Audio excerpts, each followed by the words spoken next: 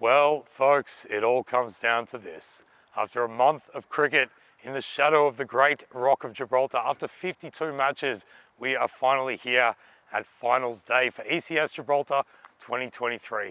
First off, we're going to have the bronze final. That will be the Sloggers taking on the Rugby CC. Rugby, unfortunately for them, were not able to scrape over the line last night in order to claim their position at second on the table. That spot has fallen to the Pirates. And the Pirates will be taking on the Entertainers in our final match for this series tonight here on ECN. The Entertainers have just been sitting back, watching all this unfold in front of them, and now they should be ready to make their claim at the Cup. We are going to be coming to the end of what has been an amazing series full of wind and gust and salt and sea. Well, in this series of squall, let's see who will become the behemoths of breeze, the victors of El Viento, the winners of the wind. It's all come down to this, folks. Who's going to grab the cup of the Rock?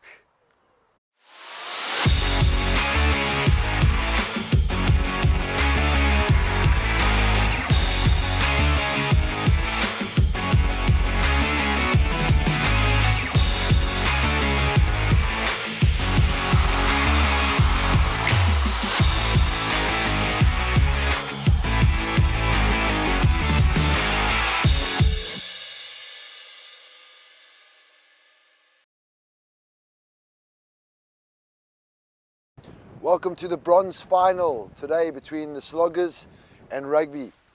Rugby to call is your heads and the tails. Heads. Heads is the call. It is a head. We'll have a bat first. And there we have it, folks. Before we get to the action on the field, there we've had the action between the two captains. Rugby, they've won the toss, and Ian Latin has decided they're going to have a bat.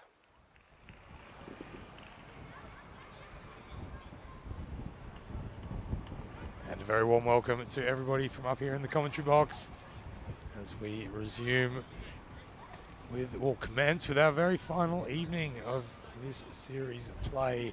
It's been an unbelievable month of cricket as we have a look at the fantasy dashboard lineups for both of these teams, Rugby CC and the Sloggers. We'll go head to head to find out who gets the bronze in this series under the Rock. Well, I'm just trying to catch my breath after catching the last few minutes of that sensational finish over there in Malta. We can have a look at the expected scores here from our Crickbot. 86 for the Sloggers, 101 from Rugby CC. Yeah, absolutely scintillating, thrilling finish over there in Malta with that first, or that third ECI between Malta and Austria. So Austria managing to get a victory with the very final ball, but no matter, that series will continue. We're over here in Gibraltar, and let's have a look at Ian Latin's record in this series so far. 888 runs in this series. Combine that with his efforts last year, and he has over 1,000 runs in ECS Gibraltar, and has done pretty well against the Sloggers. His highest run-making opponent, or the opponent against whom he's made the most runs, 332 there. And like I said, Rugby choosing to, under the auspices of Ian Latin, choosing to bat. And they've sent Adeteo Ataloya out there. We've got Gareth Gomez, who's officiating from the Rock end, the bowler's end. And with Sebastian Maynard, of course.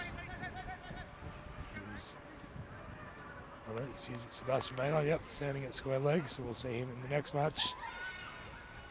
Thanks to all the umpires who have participated in this tournament so far. Could not do it without them.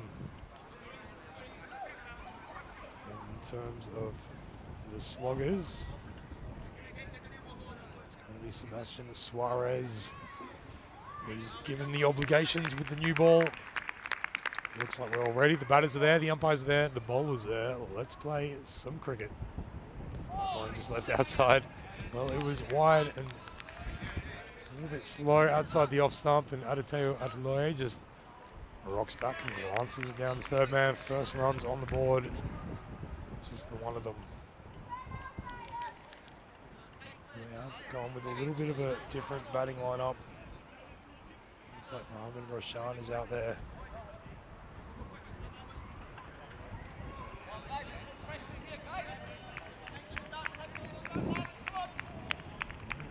Rochon. There's Bjorn Smith, who's been given the job at the top of the table. Here he is facing Suarez right on the money, and he just rocks back. He did pretty well to get something onto it, and did not try to overplay it, which is what allowed him to safely get bat to ball and set off to the non-striker's end for another run. Big hello to you, wherever you're watching from around the world. It's been a full month of cricket here in Gibraltar. And unbelievable that we come down to this day, a fuller one, slower as well, and Anateo falls into the trap. Has a big swing with no footwork to speak of. So do let me know where you are tuning in from. You can subscribe to our YouTube channel, European Cricket Network.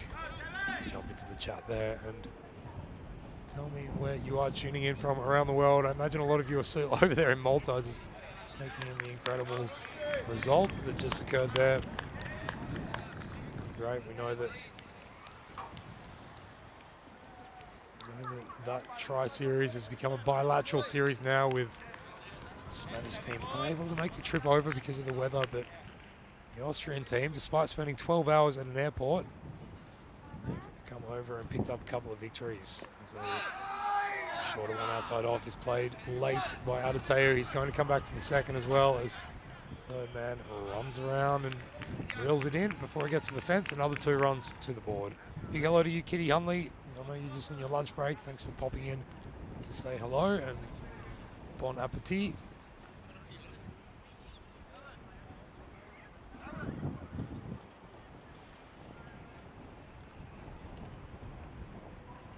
You'll be back with us for the final, at least there, Kitty, as Suarez comes in. 4th ball of this over, and he's wide and full, and Anateo just has a big slash of the bat at it. Goes down there to third man, so that's the end of the first over. No, not quite yet. No, 2 deliveries left, so 4 runs off this over already.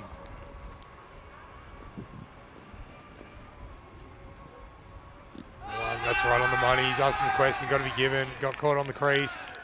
Did Bjorn Smith.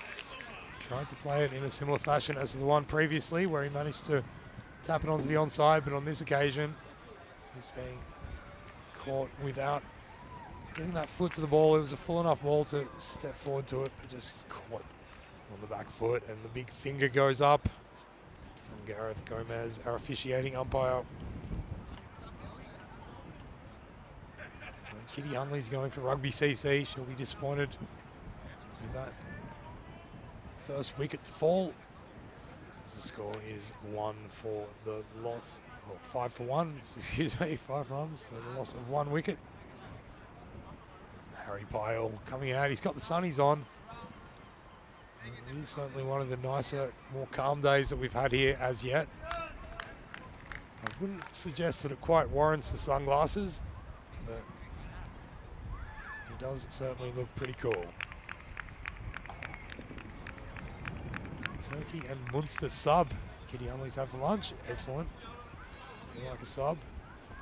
It's amazing here in Europe, we don't get turkey as much as, it's not as common a meat as what you get over there in North America for obvious reasons, but very tasty meat indeed. And talk about tasty, have a look at those batting and bowling figures for some of the top performers in these two sides, Fraoni and Latin, respectively, for their teams. And then Zach Simpson got himself up to 25 wickets now. Economy rate of just 7.6, which in this form of the game is sensational. New bowler now, it's Christian Barbara. He's very often behind the stumps, actually. He's cast away the gloves and come out to have a bit of a trundle. It's Lee Graham who's behind the stumps for the Sloggers today, as that one is splayed down to long on, and they take 1 run. The Sloggers are doing pretty well to not let rugby get away. Picking up that wicket, super important, but also very, very energetic in the field. There's a run-out chance. There's nearly taken, but not quite, as Adateo gets home safely. James Metcalf, he's enjoying, in the chat, he's enjoying the styles of Harry Pyle, the Pyle style. Rocking the sunnies and the, doesn't have the neck warmer on though, which we've seen very common. Of course, a little bit of an earlier start tonight, as that's a wide from Barbara.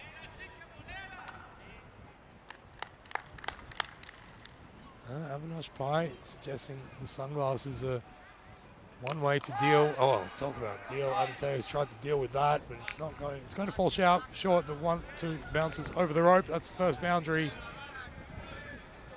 Rugby CC will be looking to build upon that. Certainly, it was a short delivery, and Adeteo particularly strong on the leg side. We know that.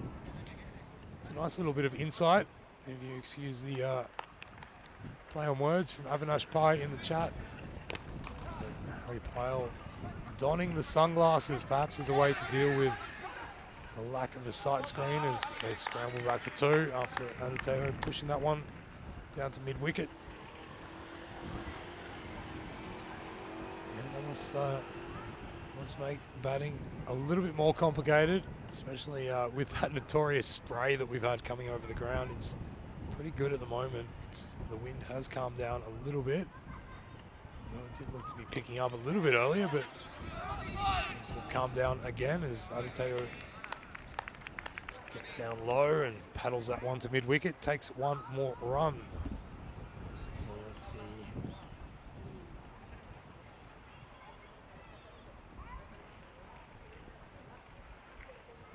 Catch up there. This occasion, I'll just adds to the little accumulation that they are building. And that will be the end of the over.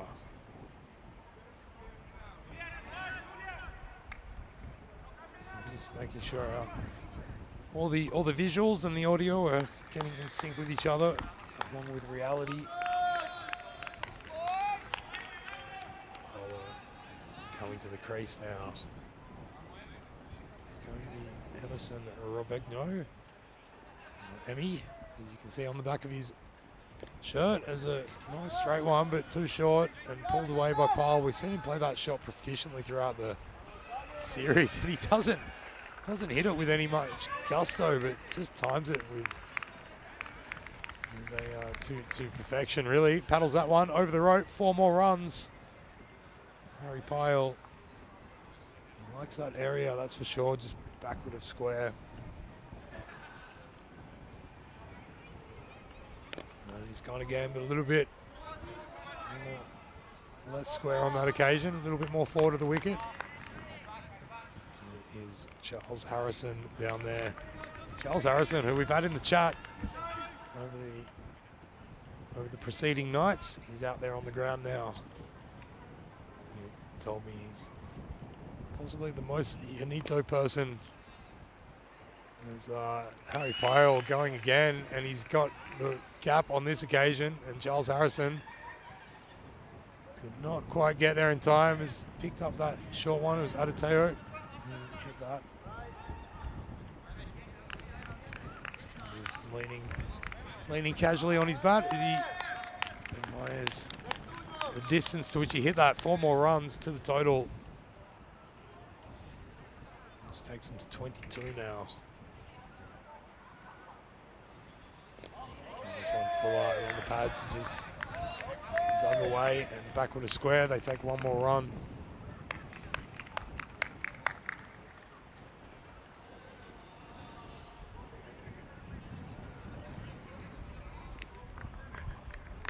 So Robegno now to continue. Big wide one outside the off, and Harry Pyle has a big swing at it, but alas for his intentions to make it to the rope, he could not connect, but good fortune for his team, it's called a wide.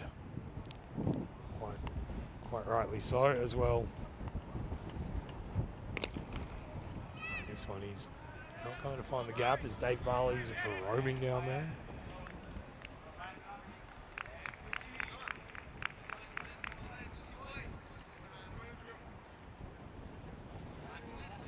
actually, of course, not Dave Barley, who's playing for the batting side. It is Brian Zammit. Very often get those two mixed up. They've got a similar sort of gait to them. So you wouldn't want to meet either on a rugby field, as the regular bowls another wide now.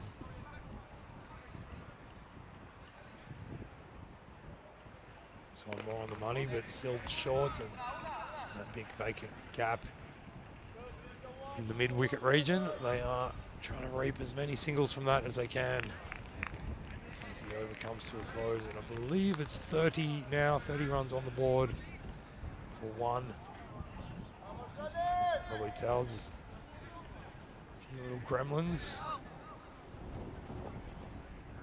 Will be 31 for the loss of that one wicket. And of course, if you want any of the details to do with any of it, head to our website, europeancricket.com. Find out all the detailed statistics, not only about this series, but others happening around the place. Of course, in Malta, we're now into the ECI phase. Bilateral series now between Malta and Austria. And even though this series ends today, as the new bowler, poor old Shanajan Vayadaraja, looks very ready to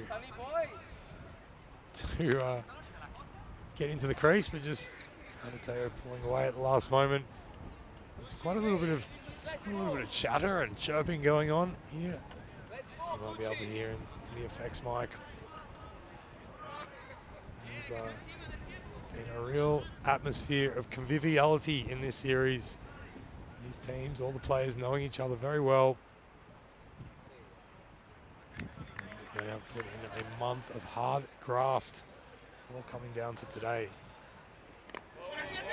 And Harajar, a nice line, a little bit short. It was played away on the offside by Adatei. He wants a second. And Harry Pyle had almost run to the lighthouse. So not quite prepared to scramble back for another one. Just one more run added to the total.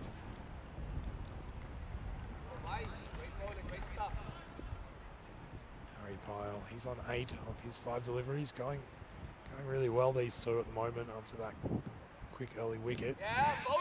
Just gets trapped on the crease there and unable to get it away, going across the line.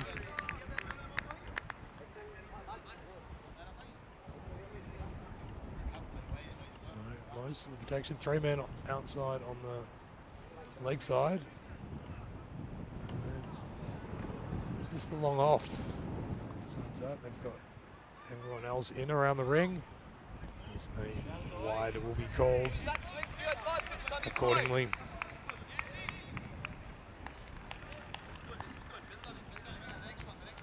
And it's absolutely flown by this series, and wasn't it great that we just had that real contest between Rugby CC and the Pirates up until last night. It was not decided who would be playing in which of the finals. It was a beautiful cut shot from Pyle. He got right on top of that. It was short, it was wide, and he sent it rolling away to the rope for 4 more runs. It would have felt good. Managed to get it just forward of point as well. So he picked his gap. Let's go, Sonny! Harry Pyle now. Looking in fine form thus far. Struggles though on that line as that one came back in. Wow. It was angled in. It was a straighter ball, but I described it as coming back in, but it more moved away a little bit. See there in the air, just hitting him. Umpire's call. Certainly pitch in line. Fantastic delivery.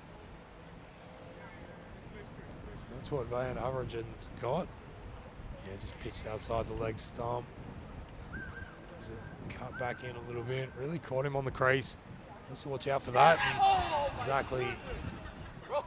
exactly the same kind of ball.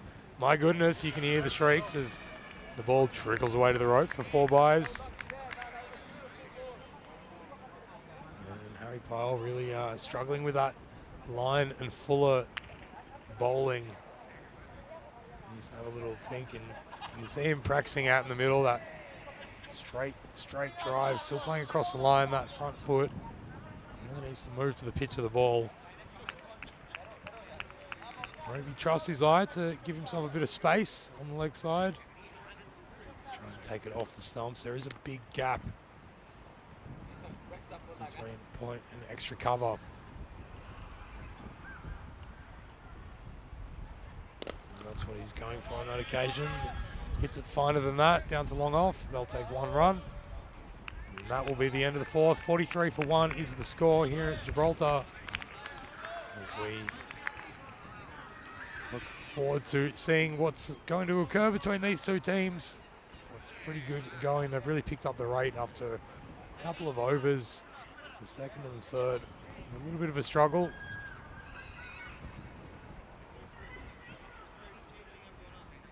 And the really good sign for this team is that it's not just one player who's putting on runs. This is a really good partnership that's being constructed here.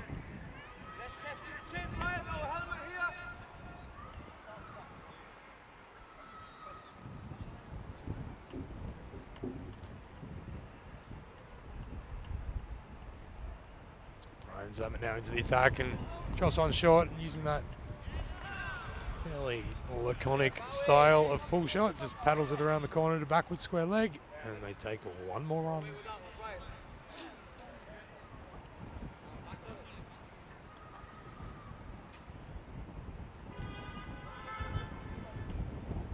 So Brian Zammit into Adateo now, and a short again, pulled away. It's not going to beat that fielder. Hanging out there, that looks like Joseph Neal, looks of it.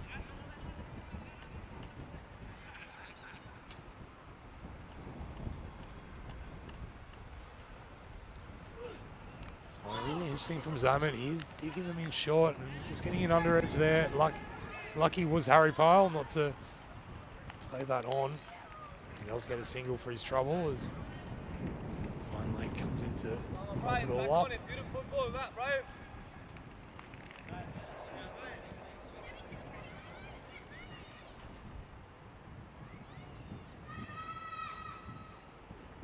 Shot again, and Adateo is not going to let those ones get past him. He pounced on that, sent the cover fielder sprawling as he dived to his left.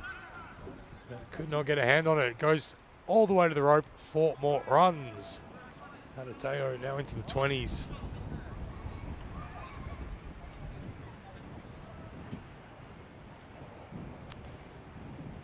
Great to see you in the chat there, Charlie Hunt. Unbelievable to think from where we began a month ago with you sitting here doing the hard yards. Absolutely setting a tone for a fantastic series. It is crazy to think that it's finals night already. Here we are.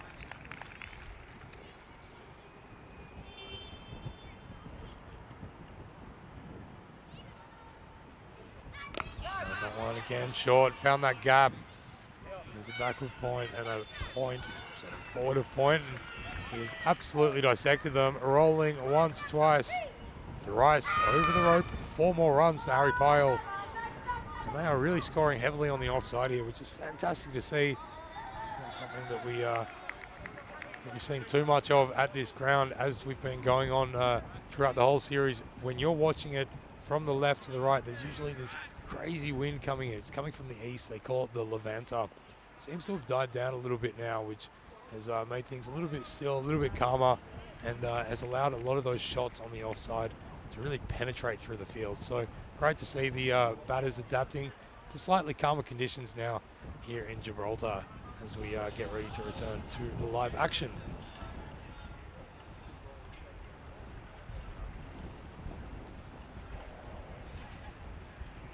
It's Ryan Gonzalez who's coming to bowl now. And Gonzalez carrying one of those great names that has the history of Gibraltar written all over it. Andy Reyes. I believe that is Andy Bocker 8 PS in the chat. I believe it's Andrew Reyes who's Smith can force this one in the air, and there's a man under it, and he's taken a catch. He's taken it really nicely. Shanajan Vayad Haraja coming in from short extra cover, and Harry Pyle has done a great job there, putting on 23 over the course of 5 overs. He came in fairly early with the sunnies on, and he stayed cool as you like as he went about compiling a really nice top of the order innings, giving rugby a nice foundation. He's also waving to the legions of fans, Harry Pyle fans, in the stands as he comes off. Big smile on his dial as well. So it's great to see the enjoyment of the game penetrating above all else. As Ian Latine comes to the crease, and it's always one of those ones for cricketers on the opposing teams. You celebrate a wicket, and then you have to watch Ian Latine wander out there. So it is before Ryan Gonzalez. He's picked up a wicket now. 56 for 2 is the score.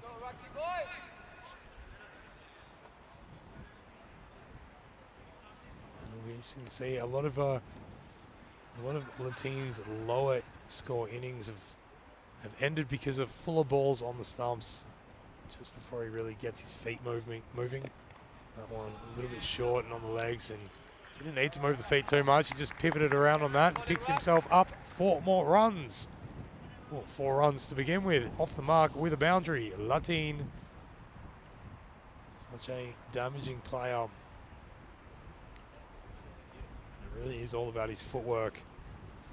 If you're going to get him, you want to get him early when he's not quite moving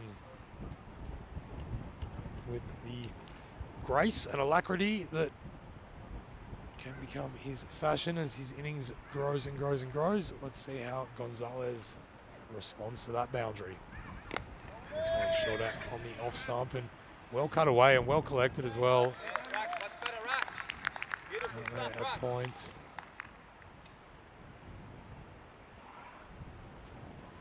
It looks like it's Julian Fraioni who's fielding there at the point. Through it with the one-handed collect and carry, keeping them to just the line. That one on the stumps, just drifting down leg and a full ball. Mateo, his eyes lit up, but he ended up playing over the top of it. Lucky not to get bowled, really. Just missing the leg stump by just a fraction. That's a good delivery from Gonzalez. 1 more left in his first over. And that is on a good line. It's going to make it very, very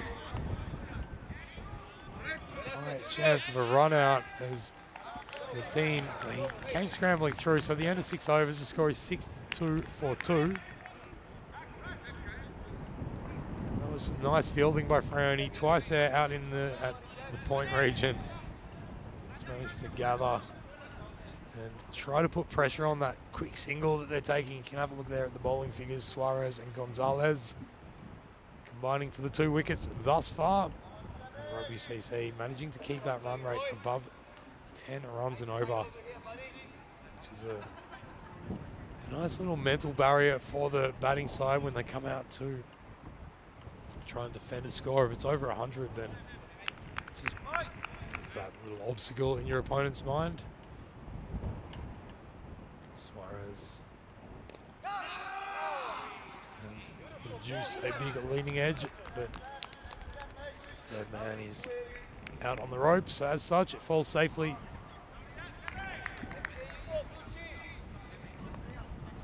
You can hear the very, very enigmatic, encouraging chatter going on out there between the sloggers. Really trying to bring this result their way in this final match of the series for them, for both of these teams really, as Latine hits that down to through the mid-wicket region, takes a single.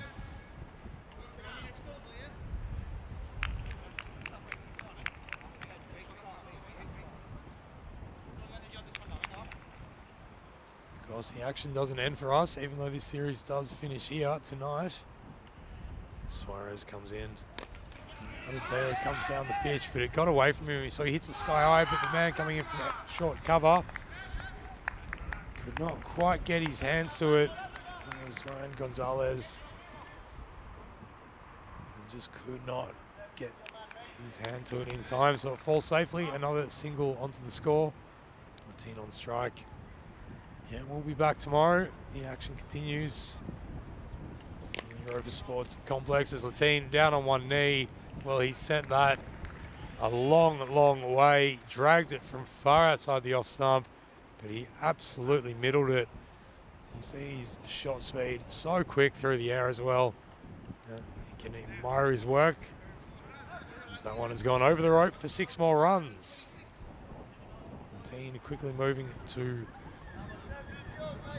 18 now, I believe. So that has caught up with itself. 12. He's on 12 now off 4 deliveries. So that one should be a wide at least.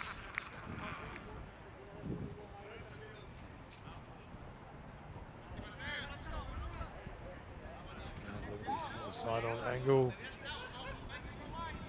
Yeah, just dipping as he came forward. So it is a wide, but not a no ball.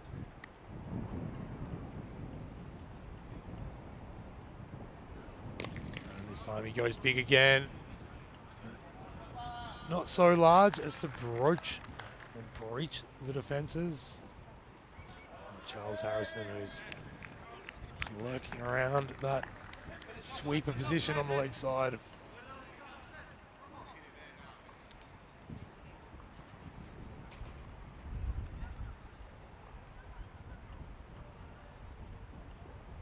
Adateo really, I was going to say, he's really blocking his stumps. He changed his stance and his position right in front of the stumps, and the whole reason is because he premeditated a plan and managed to find a pretty nice gap there behind the keeper's head and played a really nice ramp shot all the way to the rope for 4 more runs. So there we go. 4 more runs. 4 plus 4 is 8, and that's how many days we've got to go until over there in Malaga at the Khartoum Oval, what is becoming truly the bastion of European cricket. It all kicks off with the Champions League. 31 clubs coming from around Europe over the course of a month. They'll be in Malaga. If you're looking for some early spring plans, get down to Malaga for some fine cricket. Fine weather as the team doesn't quite time that. So collected on the bounce by Brian Zammit.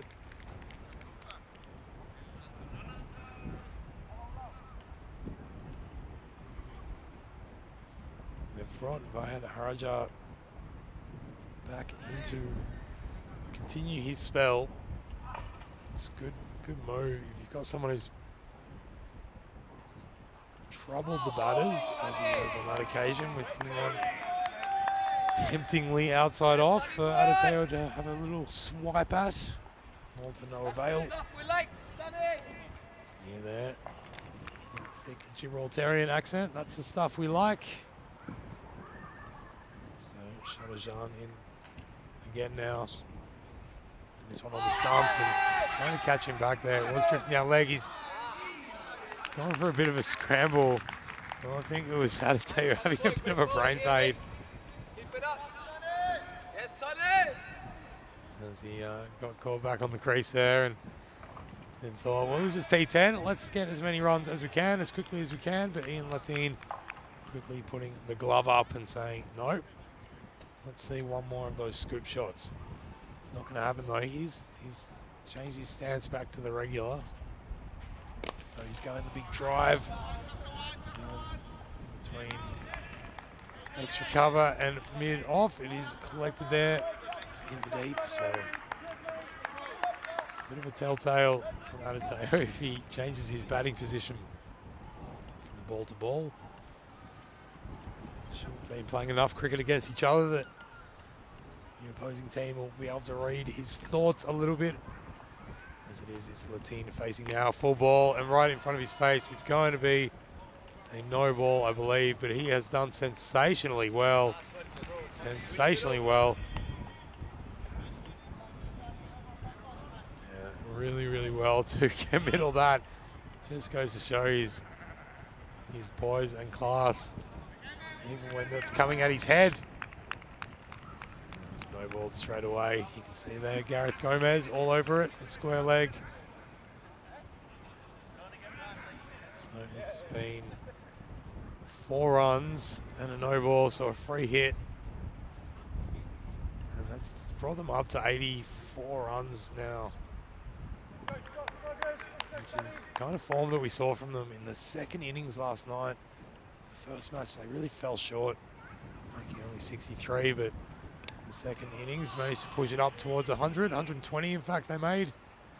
As Latine manages to get a little bit onto that and trickles it down, beats third man running across. Did really well, using his feet, and then finally almost yoked himself on the leg side, managed to get the bat to it.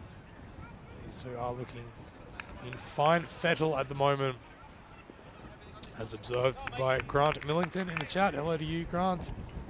Adeteo is looking really decent. He's on 34. Latine facing, and this one just waits on it, a little bit of a slower ball, and punches it out to short extra cover. And that is the end of the 8th over. 89 for 2 is the score. As we reach the pointy end of this, the final rugby CC innings in this tournament. And they've been fantastic. Really played some excellent cricket. We'll have a look at their, how they've gone about building their village. Well, it started pretty slow with that wicket. Really did well in those, the second and third of the power play overs, and then continuing on into the middle. An excellent job to really maintain a good run rate, going over 11 runs and over now. Here's Brian Zammit. Puts one short to Latine, which is asking for a bit of trouble. But as it is, there's a man roaming around the mid-wicket region.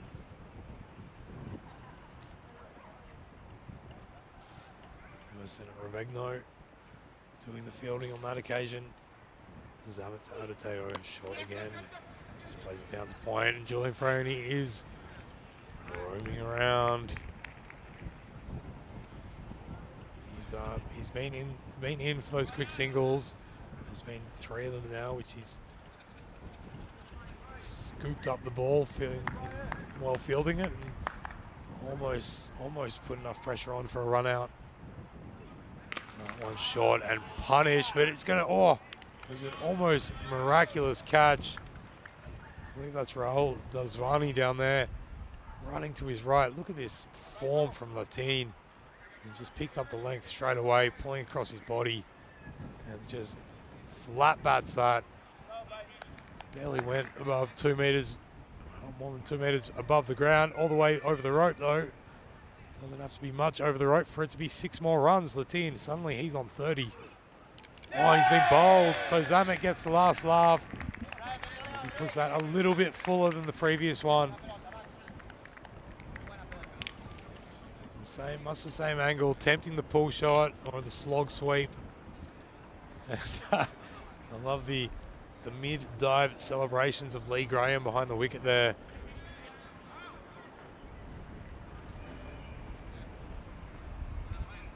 Let's have a look at Lee Graham's face here as he sees the rattle, and it's just a scream of jubilation as he dives over to collect the ball. Good work by him, good work by Zammit, good work by Latine as well. He puts 30 runs on the board, which we'll try to calculate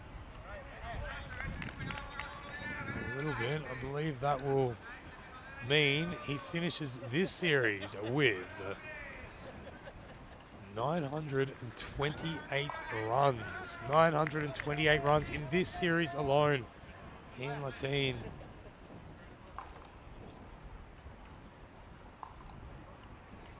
Dave Farley come out to bat now, and he starts swinging from the get-go, gets a big thick edge, running down to third man, takes a single to get himself off the mark. 928 runs in a series. Wonderful going there. It's over 29 innings. An average of just a little bit above 40. I think it will finish after all the calculations have been made. And that one right on the money and well driven. Straight back down the ground. In fact, it's going to go all the way for 4 as long on was fairly wide. Long off was not that wide, but that was hit like a rocket. Flew down all the way like a tracer bullet. Flying across the ropes. So Adeteo, he's suddenly on 39. The score is 102 with 1 over remaining. 102 for the loss of 3 wickets. Giving themselves a really good chance to take the bronze medal here at rugby. And we are going to see, I believe, Ryan Gonzalez given the duties of delivering this final over for the Sloggers. And they are going to have to slog indeed in their innings, which will be starting in 5 deliveries now as Bali gets wrapped on the pad, but miles outside the leg side. There should be extras there if they're attentive, but they're not.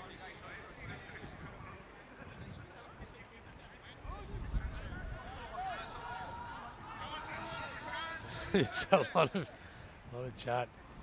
You get the feeling that a lot of these players have had in-depth, world-changing philosophical conversations at a pub more than once in their lives with each other.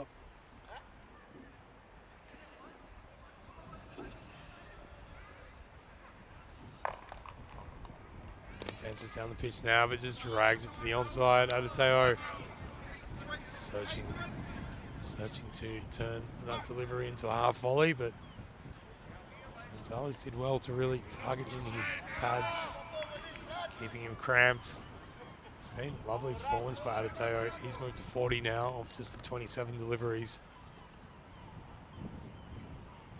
The shorter one to Bali, who swats it back down the ground. Zamet's there, but it goes flying over his head, and don't you love the rapturous applause coming from the Rugby CC bench as they hold their hands up in the air and regale a big Dave Barley. 6 runs.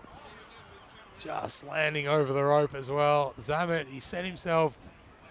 He pounced down like a leopard, ready to leap up a tree to try and catch that, but as it was, he sailed over his head. This one shorter and pulled away. So they are going to finish upwards of 110. There's Luke Belgium in the chat making the case that Ian Latine should be named MVP of this event.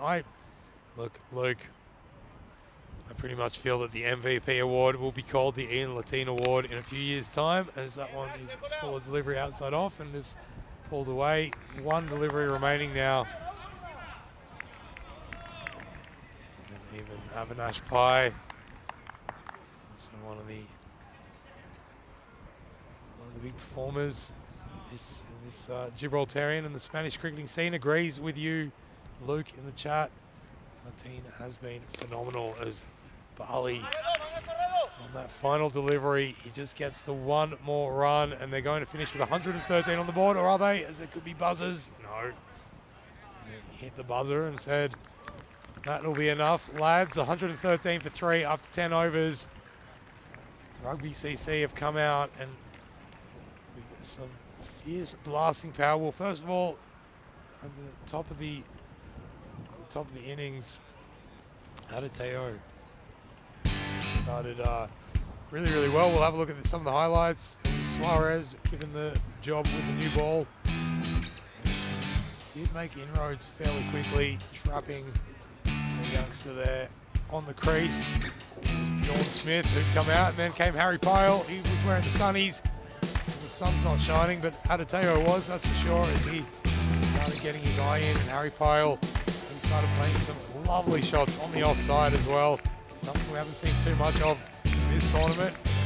Just really impeccable timing and finding the gaps with ease and abandon before going big, trying to breach the rope, but just hitting that right up in the air. And that was well caught by Shanajan. We saw Julian Frioni lurking around the point. Well, then Adeteo, he got funky, down on the knees and ramping it over the head. Ian Latine came out to join him, and pretty quickly it was the Latin Adateo show for Latin. Unfortunately for him, his run record was bowled on 40 by Zamet. So finished with about 928 runs for Latin in this series. A wonderful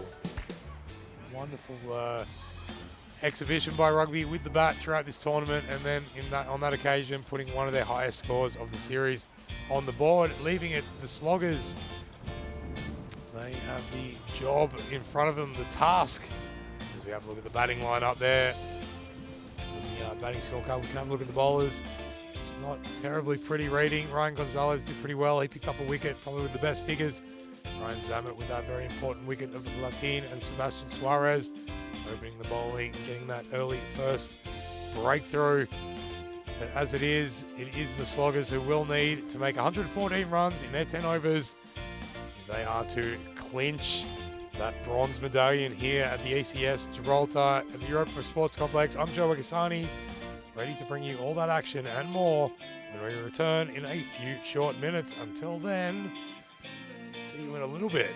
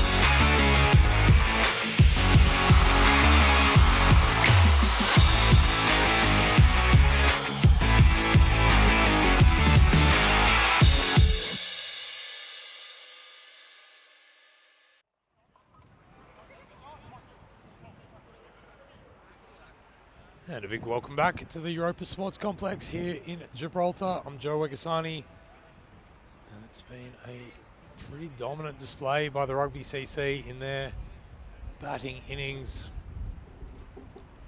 They came out with some real intent and managed to put on 113 runs across their 10 overs, losing just the 3 wickets as they went along.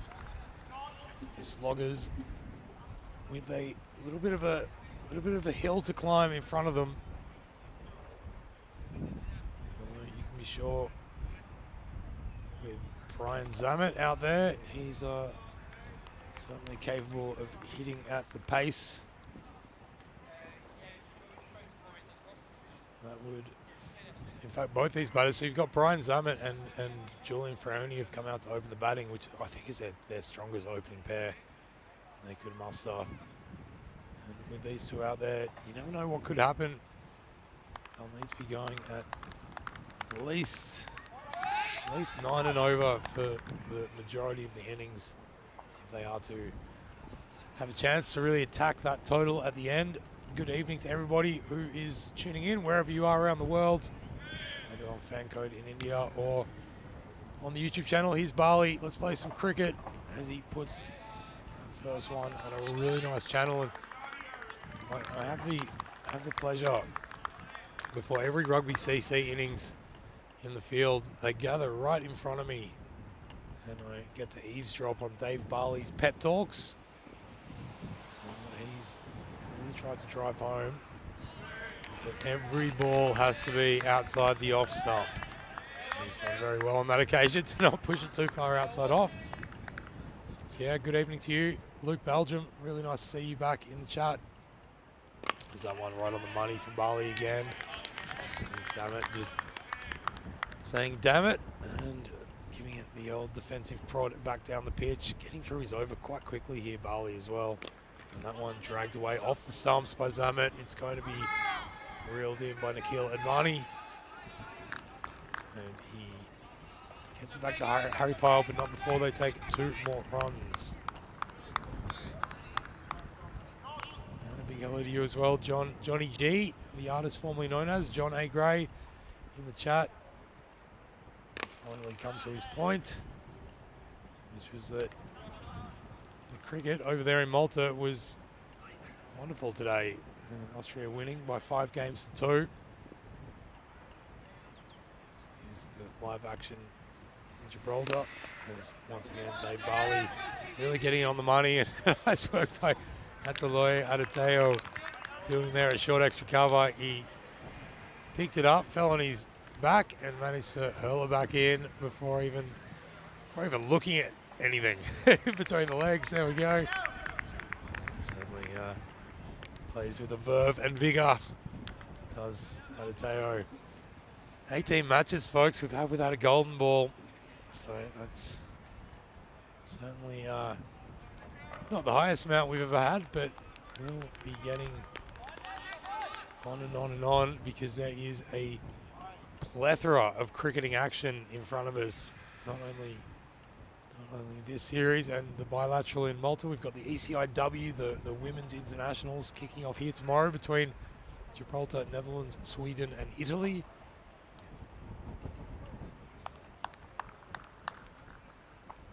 As Nikhil Advani comes into the attack. The score is 2 for none. So very, very good defensive effort there by Rugby CC. Certainly not letting these 2 power hitters get away quickly, that's for sure. As Advani will drifts down the leg. And that's the only part of the game plan that Rugby CC, according to what I managed to eavesdrop, the whole basis of the tactical plan here is just everything outside off. He's got that one right, and Harry Pyle doing a great job behind the stumps as usual. Takes it cleanly and no run added. Yeah, but if you were tuning into the Malta series just before we came onto air, that one's been dragged away from outside off. It's not going to find the rope though, because There's protection in the form of the Rugby CC skipper. He's down there protecting that sort of mid-wicket, wide, long-on region. This one punched off the back foot through the covers. And Adateo doing a little bit of team fielding there, along with John Matthews. They keep it to just the 2 more runs. A little bit better this over. Yeah, that last match over in Malta was remarkable. The number 10 of Austria, with some good help with his fellow tail enders, really farming the strike a little bit and going a little bit bananas, scoring 41 off 16 balls. And with the very last ball, they needed 3 runs to win. And he managed to go to big nick over the keeper's head, rolling down to the boundary for 4. So great way to start the internationals, which of course we will be kicking off here, the women's internationals tomorrow. So it's a wonderful addition to the ECN calendar. And after each series, we're going to have those internationals as a lovely straight drive down the ground, over the outstretched, almost flying hand of Mohamed Roshan. And Brian Zammit has picked himself up a big 4 runs. Just stood and delivered. Lovely straight shot down the ground, once, twice, over the rope. 4 more runs. That brings us to the end of the second over. So we can see there that and it will be 12 runs, 12 for none. There's 2 overs, so they've certainly done better in the second, getting 10 off that one, which is the bare minimum at this stage. Like I was saying, they need to consistently go at about 9 just throughout the start of the innings as Bali overcorrects on that occasion and bowls it too far wide down the offside.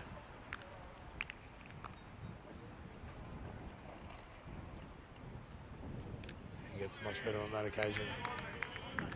Just gonna be, can't express my admiration for Harry Pyle behind the stumps enough. It's been super clean. This one, it's darting in and it takes away from the right-hander, and some very, very amorous applause there for some fine bowling. And Harry Pyle also did, once again, really well to gather it in. On this occasion, he gets a big thick edge and it's caught, really well caught by Zach Simpson down there. And he keeps on running. The Duracell bunny, look at the love and happiness going on there with Rugby CC as he takes a sensational catch down low, kept his eyes on it. And that means the end of Julian Freoni. And a big swing at it. Just managed to get that thick edge, so that leaves Rahul Doswani now to saunter out to the middle. And we know that he's got some fireworks in his pockets as well. Not afraid to light the fuse. Johnny G, one of the artists formerly known as Johnny G, in the chat, thinks that the scene is set for the first golden ball in Gibraltar to come in the final. That's his big tip. That's his prophecy. So we'll find out as Ronnie comes in and makes his mark on leg stump. He'll be facing Dave Barley.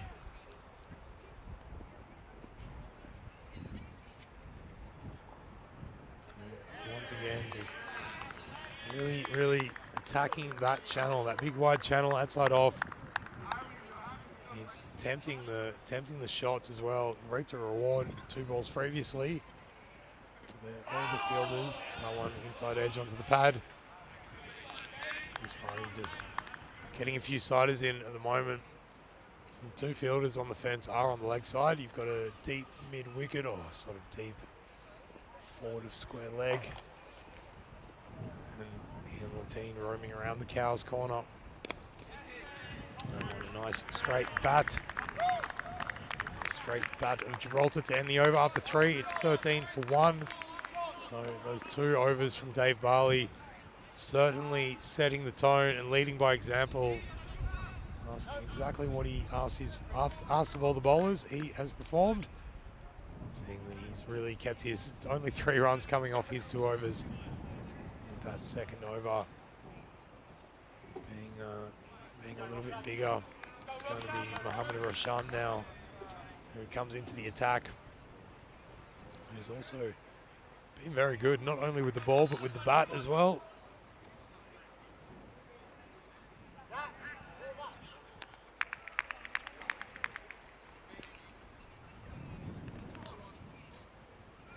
Bowling to Brian Zamet. This one fuller and dragged away. So they'll just get 1 more run.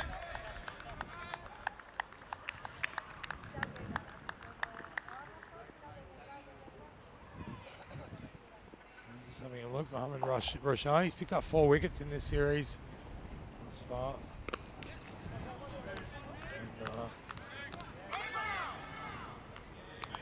And, a pretty tidy economy rate, only leaking six and a bit runs per over. If he can do that across his 2 overs here, then that will just about wrap it all up for Rugby CC. That total is just getting bigger and bigger for the Sloggers. A bit of a slog shot there to a fuller ball. Full toss has been fielded down on the fence. They take 2 runs off it though.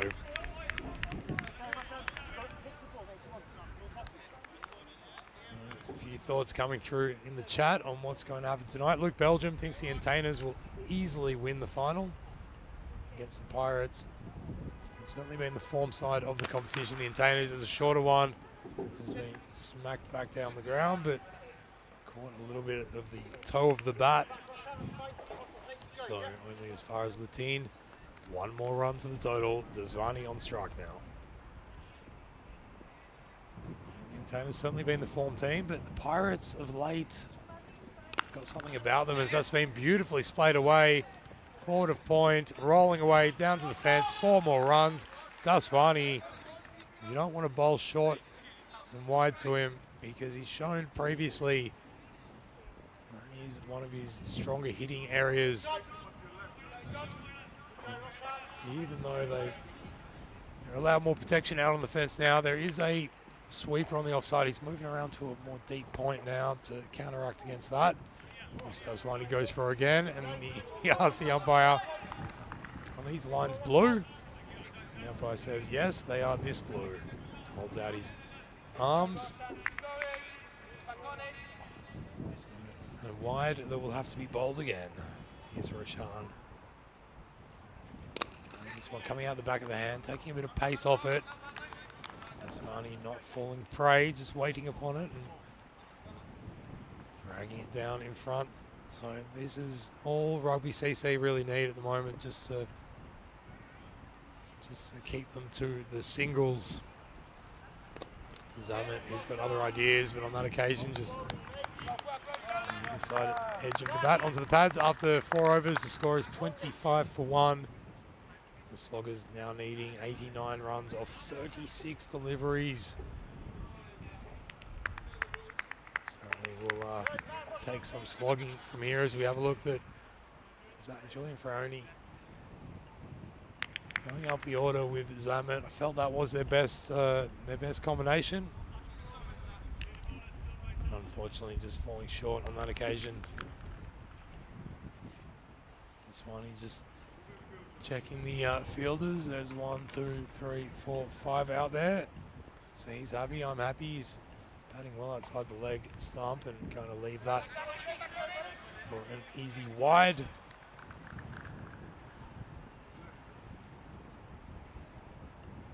Zach Simpson in a sensation with the ball thus far in the series.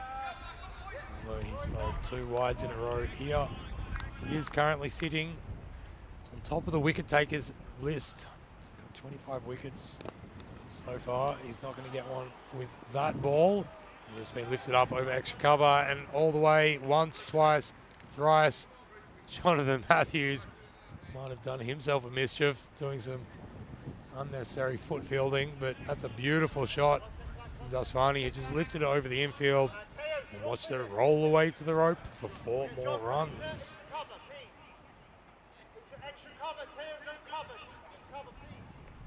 So just the directions from Latine being shouted out from long on.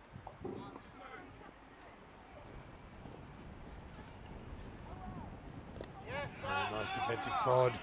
That's backward point. That was a well-delivered ball, treated with respect by Dasvani. Some very nice pure cricketing shots. And he holds his shape well. It's a little bit better from Simpson, but he needs to just make sure he doesn't stray too far wide. He's hit it in the air there, but backward point. Not going to get it in time, so could have been an opportunity, but as it is, just falls short. That's the end of the 4th. 27 for 1 is the score here in Gibraltar. As well, no, it seems like Crickpot's done a few calculations. 1 delivery remaining. Here's Simpson to bowl it. He's going to have to do it again, though. As the umpire holds out his hands to signal a wide. Big hello to you, Vinny Sandu, Mr. Maximo in the chat. Hola a todos. Hola a tu. Spanish really falls apart as that one's been lifted up off just outside the off stump. 1 bounce over the rope. Well, there is protection on the leg side, but he found the gap with abandon. Brian Zammit, that is his hitting zone for sure. And he is, well, he's still out there. You have to feel that the Sloggers, they are falling further and further behind the 8 ball here. And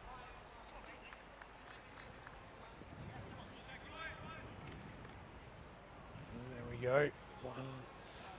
Zach Simpson still to bowl.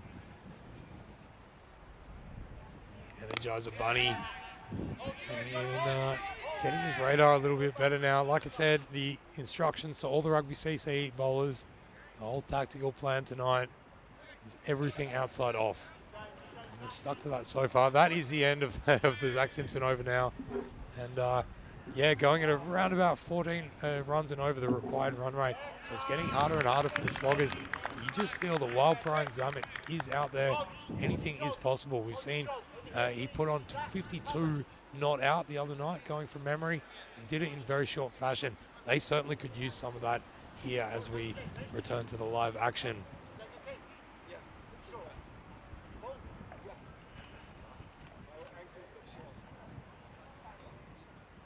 New bowler coming in will be Christopher Gormilla. You've seen him, he's got one of my favorite run-ups. It's more like an amble up. Positioning himself like he's about to throw a discus.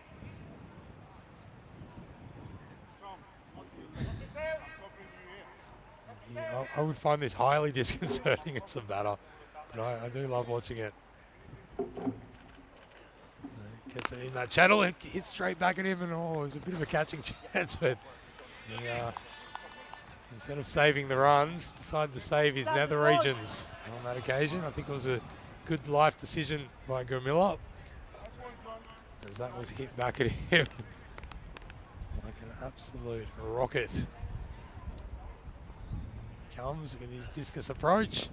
And full of ball this time, driven down the extra cover. There's a run out chance, but Dasvani is quick. Makes it home. With plenty to spare. And a big evening. Huda Arfon, Chris Schinkel over there in the Netherlands. As that's been belted, 1 bounce over the rope. Ian Latine, well, he's got quick feet, but not quick enough to get there in time. Has a shorter one to Zammit. Is going to fetch that result more often than not, one feels. He's been in for a while. He's got his eye in. You know what a damaging player he can be. So yeah, nice to see you there, Chris, in the chat.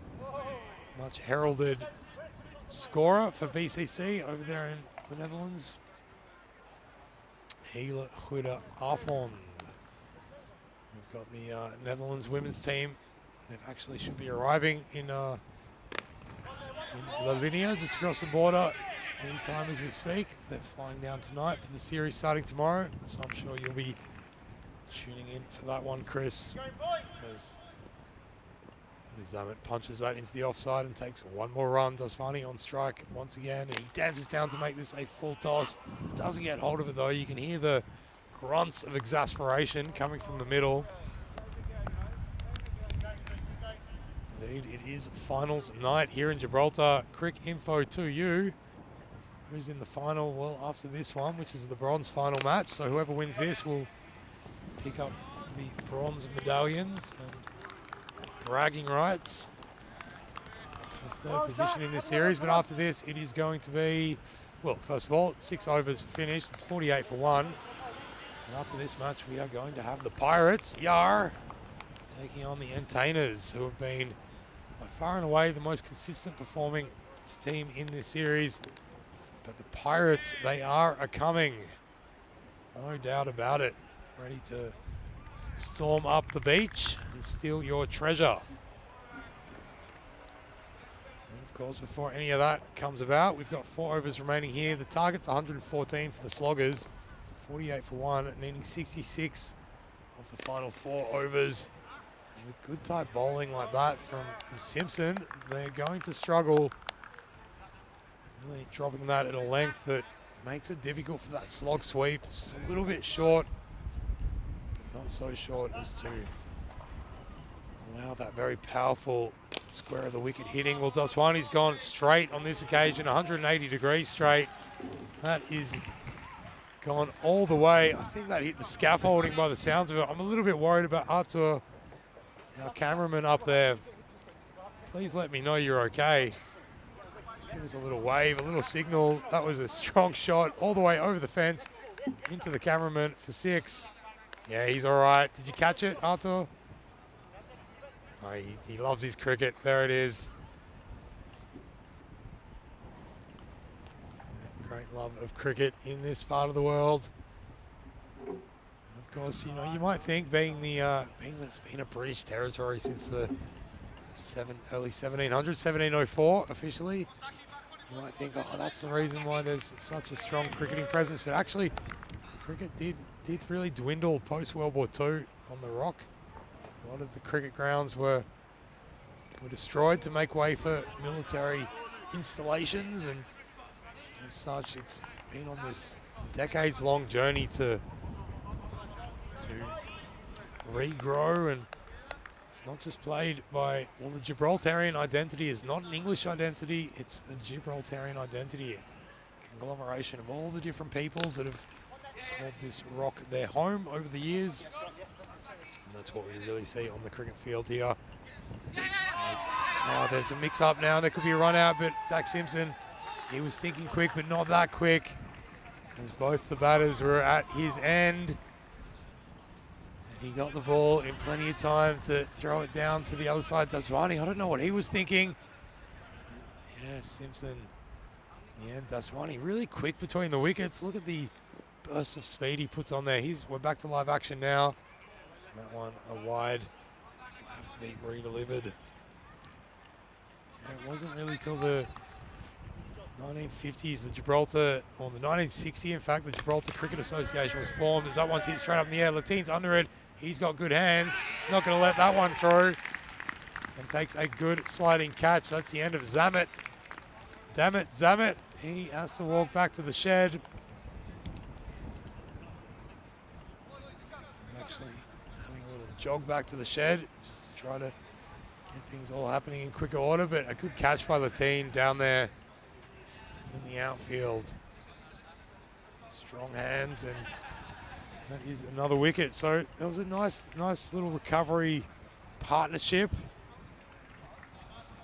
that we saw there. It's Lee Graham. It's Lee Graham and whatever animal he's wearing on his head coming out to bat. Not quite sure what that used to be. Maybe a marmot or something like that. As it is, it's keeping his ears warm at the moment. So he'll join Daswani. 59 for 2 is the score with 1 delivery remaining in the 7th over.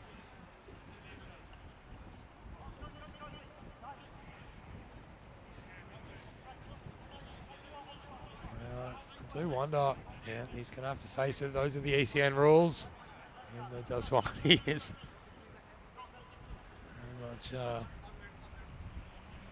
much trying to milk his own strike for good reason. He's in form. He's on 20. And Zamet making 28 off 22 was certainly what they needed. They need a little bit more here. So it's Graham who's standing right in front of his stumps. And he's going to paddle that to the onside and try to get off strike as quickly as he can. I do wonder if that hat is going to afford any protection to any short deliveries. 7 overs have gone now. 60 on the board. 60 for 2 is the score. And they need 54 of the remaining 3 overs. Will it be these two to chase it down? Zach Simpson with another wicket to his name. Now it moves to 26 wickets in this series.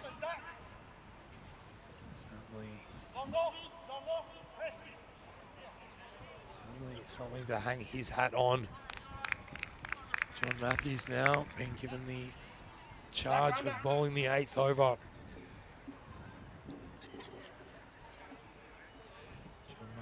Matthews, a West Australian, grew up in the northern suburbs of Perth. Don't know at what stage of his youth he might have imagined to himself he'd be playing cricket here under a big famous old rock on the southerly tip of Europe. As Graham uses that paddle shot to great effect to once again get himself off strike.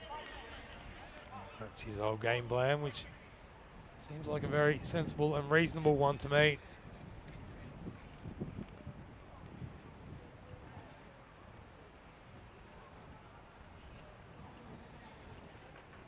That's why he dances down the pitch and strikes it out over towards wide, long off.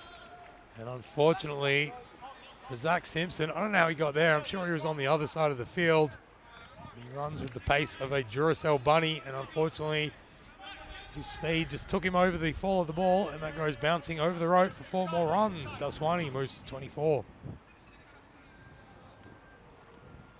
And the toss results are in for the next match. The Pirates have won the toss. And they've decided to do what they've been doing to great effect in the previous matches. They'll have a bowl first, so it will be the Entertainers batting as Daswani dances down the pitch and hits that one into his belly before recovering in time to make it through for the scramble single. He followed the signal from Lee Graham. He's got his own idea now and decided he's going to hit everything. Don't know why he's looking to the offside, because I've got a feeling anything that comes his way, if he connects it, it's going to the leg side. Oh, not on that occasion, so just playing it straight back down the pitch. Just goes to show how my predictions have been absolutely bang on in this tournament so far. Seems every time I've tried to pre-analyse something, then the opposite's happened. So Lee Graham's making it to the non-striker's end with another single. Daswani on strike. Short this time, and he's gone up. It's high in the air. It should be caught. No, it's not going to be. As they scramble back in for the 2. It was an early call. Chris Camilla there, just making the decision not to attack the ball for the catch, rather just preventing the chance of it going to the boundary. Keep cover. 7 now needed off 15. 48 needed. No, excuse me, 45 needed off 13. What am I looking at? There we go, 45 off 13. Here we go, John Matthews in. 1 ball left in his over. It's been lifted up over point once, twice, thrice, over the rope. 4 more to Daswani. Well, he doesn't think it's over. He's now got them to within some sort of striking range. Some beautiful hitting square of the wicket as well. Wasn't too short, but he just played through the line there, using that width. That is the channel that the Rugby CC want to be bowling, but a little bit short on that occasion. As we have a look how the Sloggers have gone about it. Well, I said at the beginning they need to make about 9 runs and over, and except for the first and the third, they've done exceptionally well. It was really those Dave Barley overs at the beginning of the innings, which put a bit of a stymie on their efforts. Here's Ian Latine. He's on a hat trick, I believe. Latine. He's not possibly not going to get it unless this is caught, but Camilla stands back and prevents the boundary. Some nice hitting there, but I've undersold Lee Graham. He was taking guard really outside, almost on outside the off stump. So I was assuming he was going to be trying to hit everything down on his leg side, but he's played a nice shot there, straight down the ground. Daswani on strike, and he goes down the ground as well. And Gomilla, well, this will be interesting. We're going to have another look before there could be a run out. Latine, he chooses the right side to go to, but the throw's off.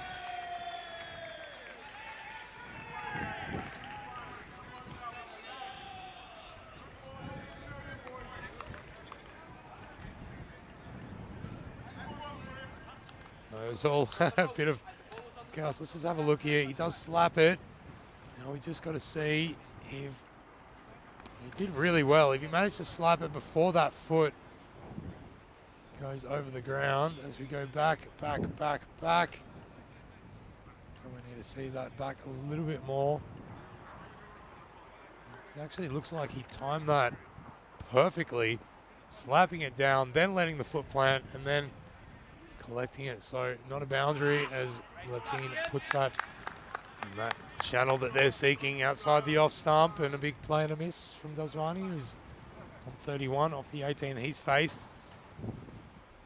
Yeah, I think that was a good call, good decision overall. That one, it's splayed up and away, square of the wicket. The sweeper comes in, and in the form of Ataleo Adetoye, who picks it up and keeps them to just the 2. And that throw from Latine, if that had come in a little bit harder, it might have been close to that run out chance before, but it's been a really good calling between the wickets. I will say that about the Sloggers. It's been very good, loud communication. So even though there has been a couple of run-out chances, they've looked generally pretty safe. This one given some air, and this one he comes down to meet it on the full, slaps it away down to Johnny Matthews.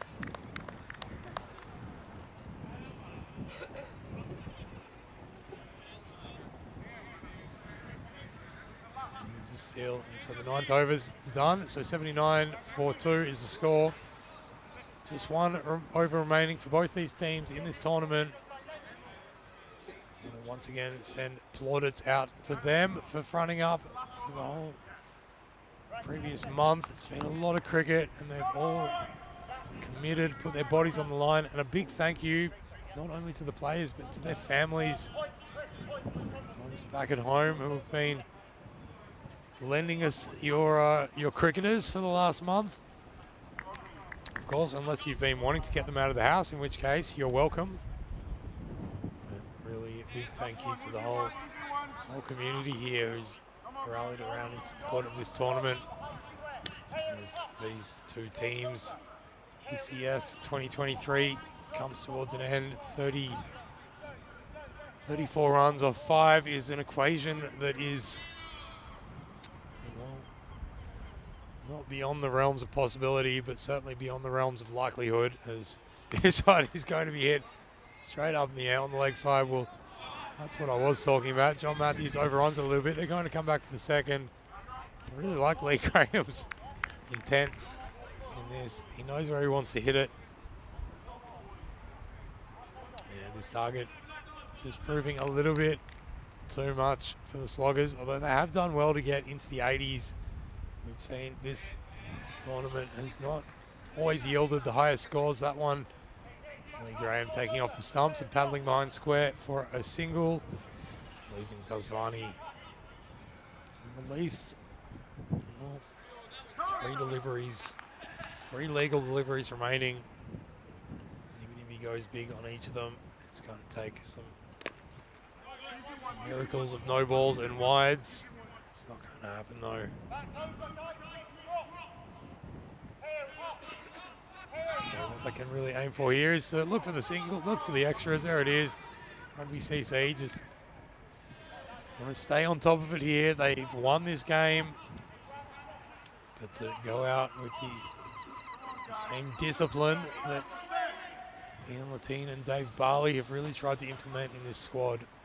Thomas Rummage, 2 deliveries left now. And Harry Piles, it seems to be the one time that he's let one pass, and it would have been a stumping chance off Dazvani, who will finish, barring any wides and wide and buys, he will finish on 40 as well.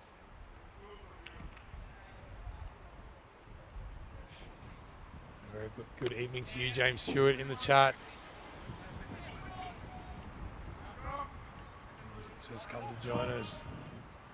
So no, we've just caught up with ourselves. 1 delivery remaining now. So 1 delivery remaining. Dazvani on strike. He just needs to hit a 26. He's going to go for it, but drives it back down on the bounce, and Latine not going to let that through, and Harry Pyle holds his hands up. They've done it. Rugby CC have managed to come away with this victory, which is probably a victory of justice if you consider that they were within a hair's breadth of playing it out for the final in the game to come. They have managed to wrap up the bronze medal, and they can be very proud of themselves for not only participating, but really taking their position, their role in this series right towards the final night. Yesterday, as we have a look at some of the highlights from that Sloggers innings, and Brian Zammit, while he was out there, he was playing straight. Adateo, he was on his back, but still having it in whenever he could. Zammit and Fraioni, you felt while they were out there was a real chance, but Fraioni unfortunately falling to a wonderful catch by the Duracell bunny. Zach Simpson running in from third man there, and then out came Harry Pyle. Excuse me, not Harry Pyle. Well, there's the love of the game being displayed by Arthur.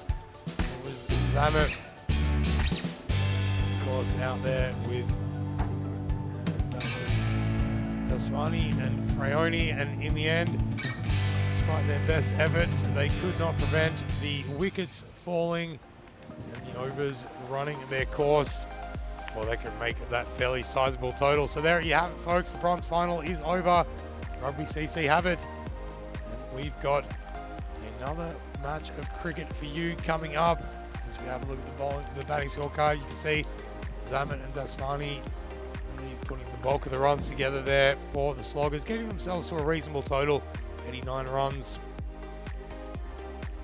And definitely giving them something to hang their hats on as they look towards the next time that the Sloggers will play.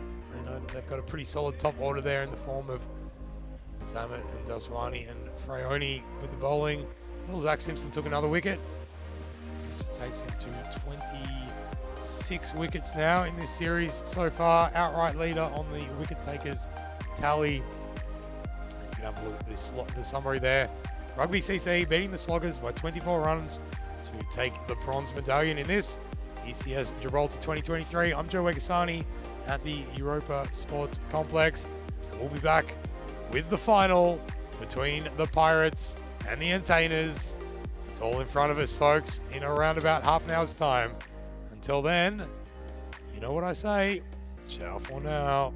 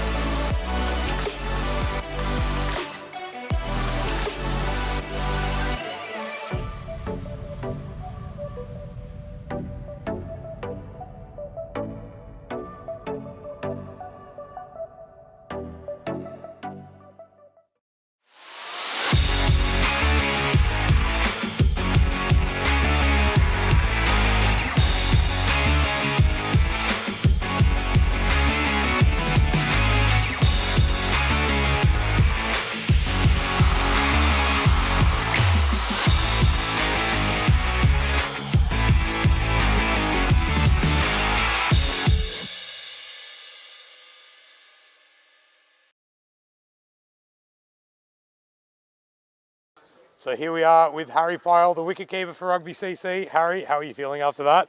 Yeah, not bad, not bad. We're happy to get the win, obviously, and get third, despite the disappointment of not making the final. Yeah, absolutely, and we've loved your work behind the stumps. I heard a whisper that you only picked up wicketkeeping not that long ago. Is that true? Not quite true, but Okay. I haven't done it since I was 15. That's Okay. the true bit. So pretty old now, 39 years old. Just Oh. getting back into it after 25 years or so. Yeah, I know the feeling. So where did you start playing your cricket? Just at school, you know, I was a big cricketer between 11 and 15. Yeah. Got quite far, you know, not that far, but And was that here in Gibraltar? Or no, I'm from the UK. In the UK? Yeah, yeah. And when did you come to Gibraltar? Came here 5 years ago, only found out about the cricket this year, so I'm gutted that I've wasted the last 4 years not playing here as well, you know. Yeah. But let's, you know, maybe there's another 10 years in me yet. Yeah, how do you feel about the whole event? You've now taken part in your first ECS. What are your thoughts about T10 cricket? Being on televised stuff, and you know the organisation you guys have got up there, it's brilliant. It makes us feel special. It makes us play better. Makes us want to play better. So it's fantastic. Wonderful. Well done to you all. Congratulations on the bronze medal, and we look forward to seeing you next year. Cool. I hope I'll be here. Sure. Cheers, Harry. Cheers. Well, it's all set for another wonderful ECS final, but before we get to the action on the field, let's go to our match referee, Tyrone Peters. He's out there with both the captains for the coin toss.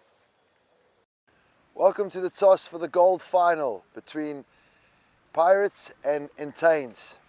Entains to call. Heads and tails. Heads. Heads is a call. And it's a tail. We'll have a bowl, please. And so there you have it, ladies and gentlemen, here at the Europa Sports Complex. I'm Joe Wegasani, and we've just seen with the toss, the Entertainers will be going out there to bat. We're all set for the final. Can you believe it? A month of cricket here in Gibraltar. We've been facing the elements as we have a look at the fantasy dashboard for FanCode for these two teams, lineups. Yeah, we've had to overcome the elements, the prevailing winds, the salt, the sand. I don't know if we mentioned that, but there was a day that we were not able to get some play on where there was also a sandstorm coming in from over the Sahara. So we've been facing it all, and it all comes down to this as we have a look at the Crickbot expected scores there. So I'd say the Entertainers would be the favourites for a lot of the people out there watching who've been following along. Certainly the most consistent performers in this tournament. They finish the qualifying stages with 18 victories out of their 30 starts. So certainly have been the team to beat up until this point, but then you've got the Pirates who managed to finish with 15 victories off their 30 starts, so really towards the end they're managing to pull it back in and steamroll home, coming home against Rugby CC. It looks like we're all ready. The final is set to begin. Ladies and gentlemen, ECS Gibraltar 2023 final match ready to start. The batters are out there. The umpires are out there, the fielders and the bowlers out there. Let's play some finals cricket. So Rays with the new ball, and it's Avinash Pai who's returned to the Entertainer team, and very first delivery just rocking onto the back foot, punching it into the covers and taking a single. I was just watching back the footage from that interview, and you might be able to notice, it's not that I've hopefully put on a bunch of weight with all the lovely food we've been giving. I'm wearing about 6 layers of clothes. So I just realised I'm walking around like the Michelin man at the moment. There's Rays once again, a little bit full this time, but jumping up a bit. And once again, Bruce just playing it away behind point. Yeah, it's becoming a cold one. Today was probably the warmest day that we've had since we've been here, but since that sun's gone down, it's precipitated more and more and more layers of clothing. There's Rays for the Pirates, gets one to come back in to Pai. occasion more than up to the task of just defending it away. Avinash Pai, of course, unable to play in a few of the previous matches. He had a couple of important necessities to tend to. Good to see him back there. Good to see you back in the chat as well, James Stewart. Big yar and a vast to you. My partner in pirating puns. There's that one played away. 9 point, Ryan Grimes.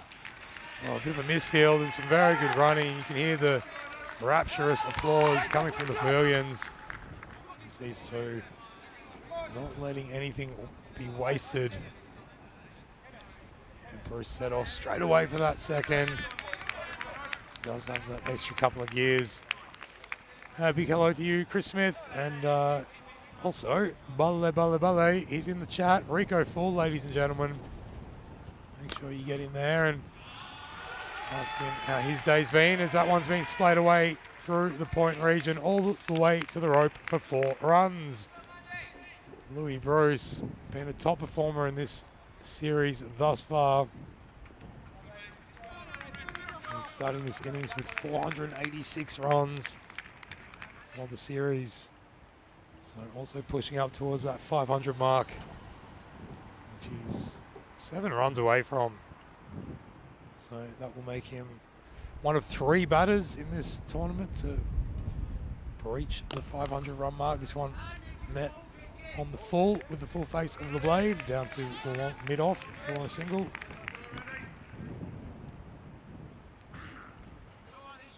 Yeah, we've seen that. And talking about Rico, well, he told me straight up when I got here that when it comes to the entertainers, when they're serious, they will put Bruce and Pai at the top. And they'll tend to play it around a little bit. And on this occasion, they've come out with their main big guns ready to fire. You can imagine the Paddy Hatchman will follow.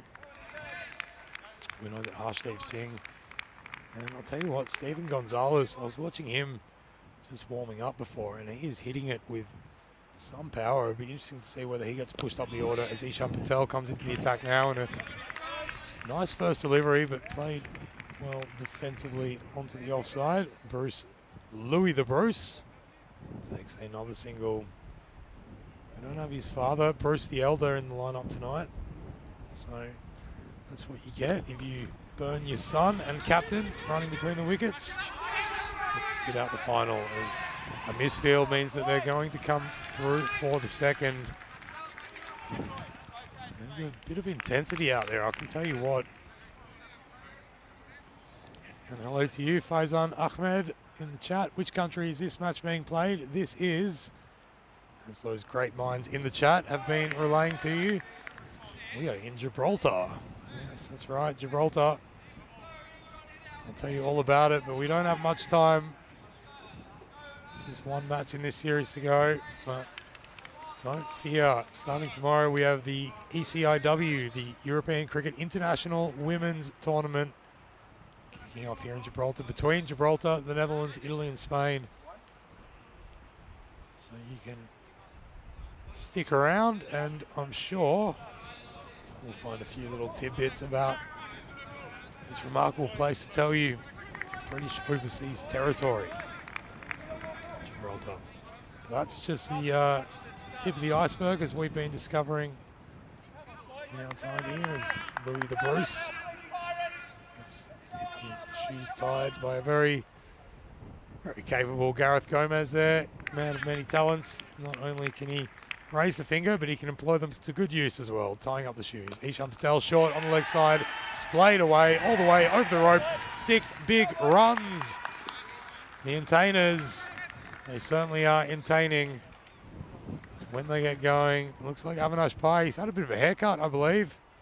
He's looking smooth and sharp, just like that glorious pull shot over square leg. 6 big runs to the Pai man.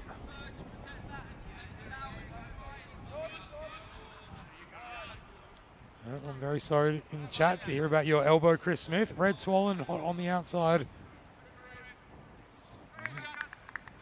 It's not much you can do about that, but just rest up and make sure you watch as much T10 cricket as you can, which I'm sure you are finding is a very nice excuse. There's that one. Well, he's bowled him, yes. Well, Bruce is gone, playing across. No, that's Pai on strike. Now let's have a look here. Ishan, the left armour, coming around the wicket. It's played onto the back of the front foot, and then ricocheting onto the leg stump for that visible bail to go tumbling over. And Avinash Pai, well, that is cricket, ladies and gentlemen. Doesn't matter the format. You can set yourself for a big match. You know, he was in the chat earlier. He was ready. He was excited. And as it is, his role with the bat has come to an end with the score on 19 for the loss of that one wicket. And Joe Marples, good to see you in the chat, Joe. Unfortunately, I haven't seen you out on the field. We loved your work in ECS Gibraltar last year. All of us blue crew that attend to these events. Sorry to see you weren't here, but good to see you in the chat. And you're right, that partnership had a lot riding on it. I'm not going to say that it gets a little bit less powerful, but Avinash Pai is certainly a big loss. And here he is, Stephen Gonzalez. Well, I finally had to call one correctly. Stephen Gonzalez coming in at number 3. He was hitting them in the warm-ups before, and he was hitting them with an immaculate sense of power and timing. Let's see how he goes against Patel. First ball, right on the money. Defended away on the onside. No run taken. Good to see you back as well, Egan Stephen Dantas. Who's cheering Harvey on. I tell you what, Ishan Patel's got the second breakthrough. He has bowled him, he's nutmegged him. And that just goes to show Stephen Gonzalez, he was playing them so beautifully straight. But that one just staying low, as we've seen them do time and time again here at the Europa Sports Complex. And playing across the line, gets him through the pegs and hits the 3 stumps, which it was his charge to protect. Unfortunately, he has to wander back with a quack, quack, quack. That's a duck. I'm not sure if we have our duck hat operating up there in the scaffolding. A wonderful camera operator up there, Artur, who gives us his signal for the love of cricket.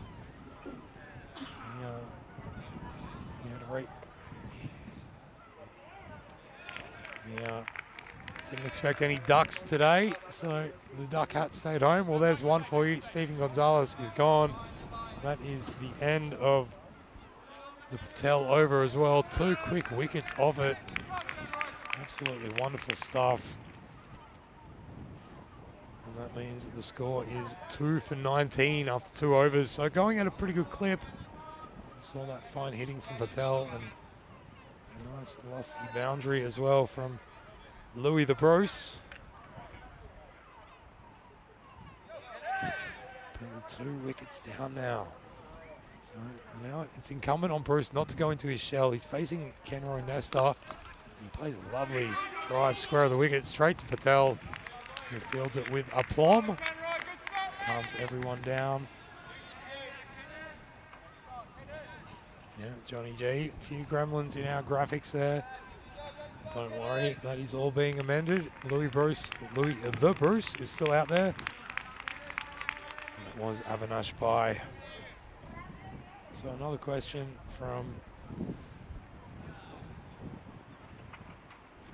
Faizan Ahmed. We'll get back to that in a moment. Here's Kenroy Nestor, and played on the up by Paddy Hatchman. He's the new batter. Joining Bruce at the crease. He's driven it down to extra cover. Richard Cunningham fields and keeps it to just the 1. Yeah, Faizan Ahmed, you're asking if women can play. Absolutely. We are starting, in fact, tomorrow with the first international women's tournament of T10 here in Gibraltar. So stay tuned. Stick it out, and tomorrow you can be watching some of the finest women cricketers in Europe playing their trade here on this very ground. Let's get through this final first, and at the moment it's the Pirates with the ascendancy. Showtime indeed. Well, I think it's booty hole time, Vinny, in the chat. Short one from Nesterin.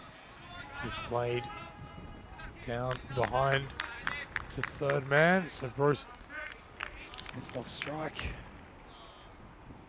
And a big hello to you as well. Mike Seal joining us. Everyone's tuning in. This has been a month of cricket coming to a head in this final as we speak. Kenroy Nesta, he's been a little bit wayward with the ball sometimes, but we saw yesterday he really tuned up for this final. That one's short, and Hatchman goes the old heave-ho against the Pirates, but decides to pull out at the last second, which I feel was a good life decision. Yeah, Johnny G hoping Kenroy has no after effects. He did cop a big return drive.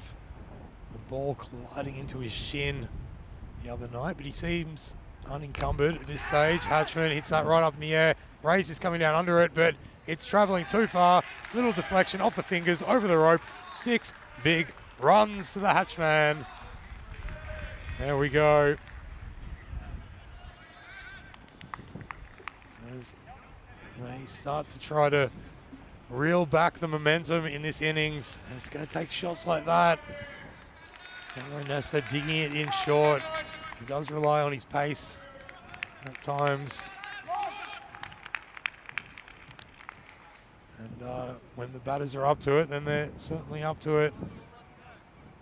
It is now going to be 29 for 2 after 3 overs. Have a look at that urban development chart. Well, despite the wickets, they just kept on building skyscrapers. That run rate sitting at just over 9.5 runs and over is good going. Because we know if they can keep these wickets in hand, then certainly they will make a launch in the final stages of this innings for something around 110, 120. I reckon that's what the entertainers will be entertaining, I should say. Lorne Burns into the attack now. Good to see him back, and he puts one in a good channel, attempting that cut shot. And Louis the Bruce just playing all over it. Through to the keeper, no run added.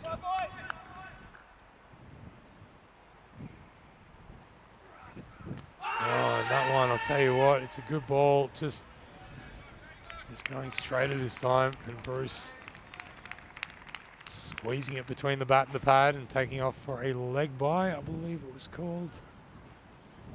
Let's get some confirmation on that. Yeah, leg bye. And this one driven on the onside, straightish. And Kenroy Nesta fields one more run.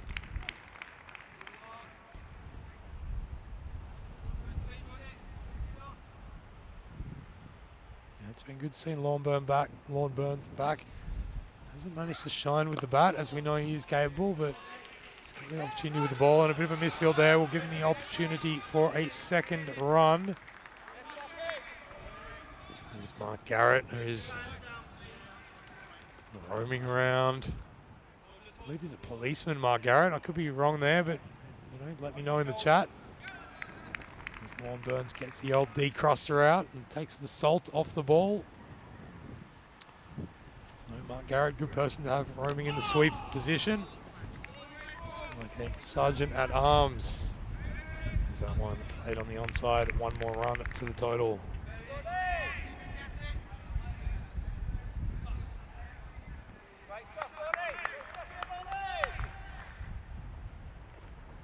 We've got the final going on here. Mr. Maximo, he's in the chat, but he's sitting in a departure lounge, I imagine. As Lorne Burns has created his own departure lounge for Paddy Hatchman. He's going to have to go flying off the pitch because Burns has gotten one right through the gate. Second ball of that fashion, but this one doesn't meet the straight defensive bat that Louis the Bruce managed to show it. Rather a swing across the line from Paddy Hatchman, and that ball goes rattling. Consider those timbers shivered. Third wicket to fall. 34-3 is the score after 4 overs. And that run rate, they've really managed to make inroads there. Lorne Burns doing a great job to just arrest the development. So very good, safe, happy, uneventful travels to you, Mr. Maximo. We'll see you here tomorrow. He wrote a message today saying that he'll let us all know when he flies into the rock. I'm gonna have to follow it up with a not quite literally.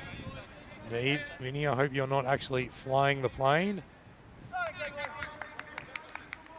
You're a man of many skills, but just leave that one to the men in uniforms. It's Kenroy Nesta coming back to finish his spell. He's bowling to Bruce, who's on 14 off 12. And a short one, and Bruce wanted to pull it away. It's going to be a wide, so it was probably well left by Bruce. He pulled out of it. Although I do like his shape when he gets the hook shot going. He's a big, tall lad. He certainly plays it with a grace. That, makes the highlight reel sing, that's for sure. Let's see if we can get another short one from Kenroy. You get the feeling he's going to set him up a little bit. Maybe another short one or two, and then the in-swinging Yorker. And that one just short of a length, played off the back foot quite beautifully. Well, there we've got some of the stars, the young stars of Gibraltarian cricket combining on both sides of the fence. First of all, Bruce playing a beautiful back foot punch to point. And then Ishan Patel getting down quick as you like. Very smooth collection there, and just great to see for cricket by the rock. And it's Jack Horrocks, by the way, who's come out. And that one is slashed away at. He travels down to third man. It's gone through his hands. Well, the skipper, when you do that, you don't want to look at the skipper in the eyes, but for Ryan Grimes, just means you can't go look in a mirror, because the skipper fielding down there, that third man taking the duties. He's let one through the hands. Vinny is flying straight into Gibraltar, so a bit of a conversation. Gibraltar does have a landing strip. It is on the north side of the rock, as Nesta has that one defended away on the offside. One more run added to the total. That's Horrocks. He got off the mark with that big splay down to third man. Yeah, when you walk into Gibraltar, you cross in from Spain, from the northern end. You cross the border, you show your passport, and then you walk across the landing strip of the airport. Sometimes you have to wait. There's an EasyJet or a British Airways plane either lands or takes off, so Vinny's going to be making that approach. I certainly hope it doesn't go into the rock. Anyway, back to the action here. Bruce is still out there. He's joined by Horrocks. And the Pirates are trying to bring that score rate down. They've succeeded somewhat. It's down to 9 now. It was up around 10 about an over and a half ago. A fuller one on the stumps, and well played by Horrocks. Didn't move forward so much, but it was a fuller ball, and there's beautiful coordination of movement between the bat and the front pad. So he drove it square of the wicket, took a single for his troubles. Ian Latine now getting involved. Hello to you, Ian. Says that Louis needs to play the innings of a lifetime to give the Entertainers a fighting chance. Well, he's still out there.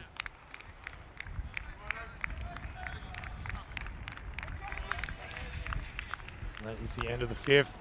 44 for 3 is the score here in Gibraltar, and you might be able to feel it, that wind, or hear it, though I can feel it. The wind is picking up. We've got the Levanta coming in once again. You can feel a little bit of the sea spray starting to descend upon the pitch. It has always caused issues for the bowlers and the batters, that wind coming in. It's blowing left to right on your screen, and so it means for the bowlers, if you want to hit the stumps, you have to put it outside the off stump.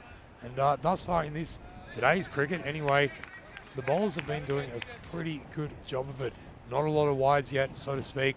We'll see how that all comes about as we return to the live action. Richard Cunningham now with the ball in hand and ready for his first delivery.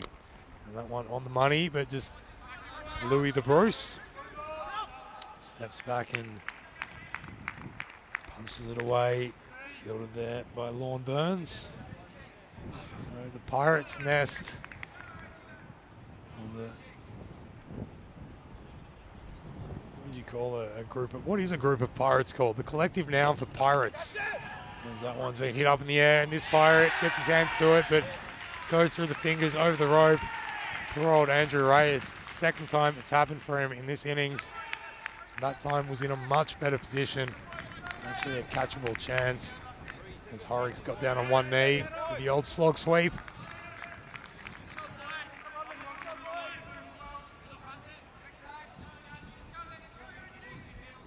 And Irfan Ahmed asking in the chat, is this the final game? It is. Whoever wins this comes out with the chocolates or the treasure chest of Gibraltarian cricket as a dot ball is a result. Richard Cunningham's been a great bowler as well. Once again, we saw him perform last year, and this year he has already got 22 wickets to his name, third on the bowler's tally. And last night he took a remarkable 3 for 8, earning himself the man of the match award in the Pirates' victory there last night.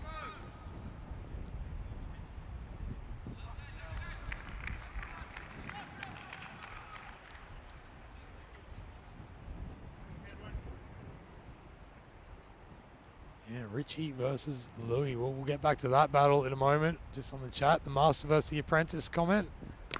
As Horrocks lean backs on that, exposes the stumps for a moment, but does well to slash it down into the covers. Takes another run.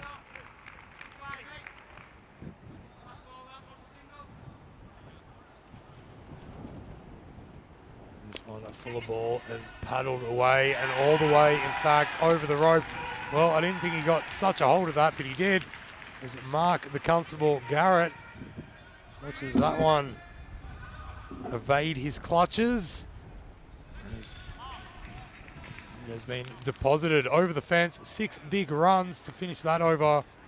That's exactly what they needed. 60 for 3 is the score now, so that run rate exactly bang on 10 runs and over. Yeah, Vinny, no, a murder. So Vinny suggests it's a murder of pirates, the collective noun. That is the collective noun for a group of crows, Vinny. There's a murder of crows. So unless the pirates go and pirate that, I think we need another one. A band of pirates, Mike Seal. What about a motley? A motley of pirates. Would that work? Well, this motley of pirates. A mutiny of pirates. Oh, I like that. Johnny G. Yeah, my partners in pirating puns out there on the chat. They're well on it. A mutiny of pirates. That's got to be the clubhouse leader at the moment as Mark Garrett has the ball. And he straight away asked the question. And I tell you what, that was so plumb. You could have plucked it from a tree. Beautifully done. There's Mark Garrett, and that's not the first time we've seen that from Garrett. Brought into the attack, and he just lands it on the dime each and every time. Wrapping Horrocks on the back pad, dead in front. Giving Seb Maynard, the umpire there, no other choice but to raise the finger. So, and that's the end of That's the end of Horrocks, leaving Miles Goodfellow, the skipper, to come in. He'll be joining Louis the Bruce out there. So the two people who have skippered this team throughout this tournament now joined at the crease. And this is a good, tight tussle. I'll tell you what, the Pirates, so far we haven't decided whether they're a band of pirates, a gang of pirates, a crew of pirates. Andrew Smith, that would make sense. Although crew, to me, it feels like it has a little bit more order to it. And Dave throws out the rumbling of pirates. Is another option. They are certainly still in the hunt. They haven't dropped their muskets and jumped overboard just as yet, as they continue to try to force these Entertainer batters to walk the plank. Let's see, Garrett now into Goodfellow. And I guarantee he'll put it on the money. He does then.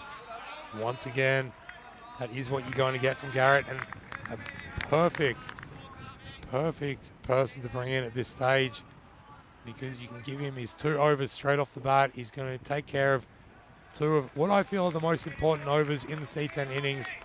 I don't think it's actually the power play. I feel it's the 6th, 7th, and 8th overs. Because those overs really set the tone, the momentum for how the innings is going to end. And at this stage, Mark Garrett is certainly bringing that momentum back into the Pirate Den. A cove of Pirates, could we have that? We'll keep thinking.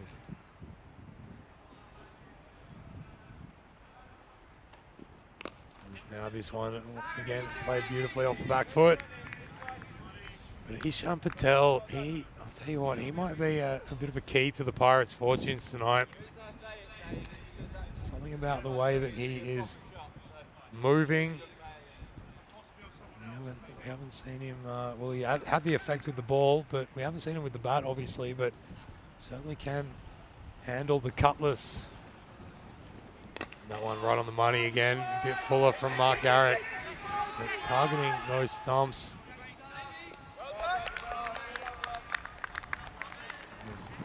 These 2 scramble through. There'll be 1 delivery now remaining in this, the 7th over.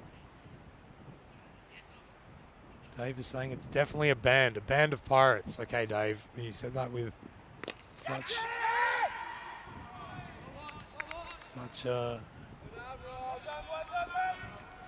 insistence. I'm just watching as that was hit out to Robin Petrie down there, fielding a deep square leg. That's the end of the over. 7 overs gone. 64 for 4 is the score. And there is a real battle going on here. There's a couple of other battles going on over there in Malta, and that is all continuing tomorrow. Kicking off at 8 o'clock GMT, 9 o'clock Central European, and 1:30 p.m. in India. You've got Sviaki United taking on the Victoria Lions twice before Gozo's Army, who are making their charge towards the top of the table, taking on the Royal Strikers twice. You can catch all that, of course, here on the European Cricket Network. So Miles Goodfellow, which sounds like a pirating name, but he's playing for the wrong side. It's Louis Bruce on strike at the moment. Out there with Goodfellow. They are certainly putting a total on the board, so they would be eyeing off. I still feel they've got to be eyeing off the 100. But certainly those few wickets just putting some scars, some Pirate scars in their ambitions of getting up around 110, 120. It's not over yet, of course. Andrew Reyes didn't have quite the impact that he normally expect in his first over, but a very consistent bowler. He's got 4 men out on the leg side, basically in a cordon, a big long cordon along the fence. That's the direction that this delivery is dragged to. Is Kenroy Crow's Nester is coming in to prevent any more than a single. Oh, that's a great one as well. Johnny G, Louis Bruce is playing the anchor. Well, the Pirates are going to try and cut the anchor. And the Bruce, and they're going to have to try again because Race has that one called wide. A look of befuddlement and not quite being convinced, written across his face.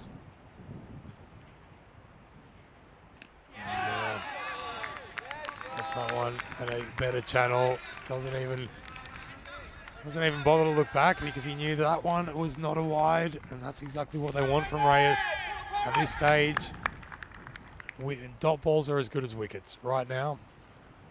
Obviously, you want to get Bruce, but he's not free hitting, and he goes for the big free hit, but he hits it skywards. There's a man under it. It's Lon Burns. He's taken a good safe catch, and that's it. The anchor has been cut. And the Pirates, they're seizing control of this ship. They're turning the bow into the wind, and they are seeking to cause havoc amongst the Intaina batting group. Andrew Reyes picking up a vital wicket of Louis the Bruce, whose bat becomes folded under his armpit as he takes that long, slow trudge off the deck. He's been a top performer in this series, and he finishes his batting with 27 of 23, meaning that he has, let me try and do a few quick calculations here. He has finished with 513 runs in this series. 513 runs, Louis the Bruce. Sensational effort. His departure leaves Lee Sims the task of going out there to join his skipper, and they will be given the job of trying to broach that outfield. Been hitting so much to the leg side, and you can see with his stance, it's where Lee Sims likes to hit. On that occasion, Andrew Reyes putting it in a very nice spot, just glanced away down behind point for a single.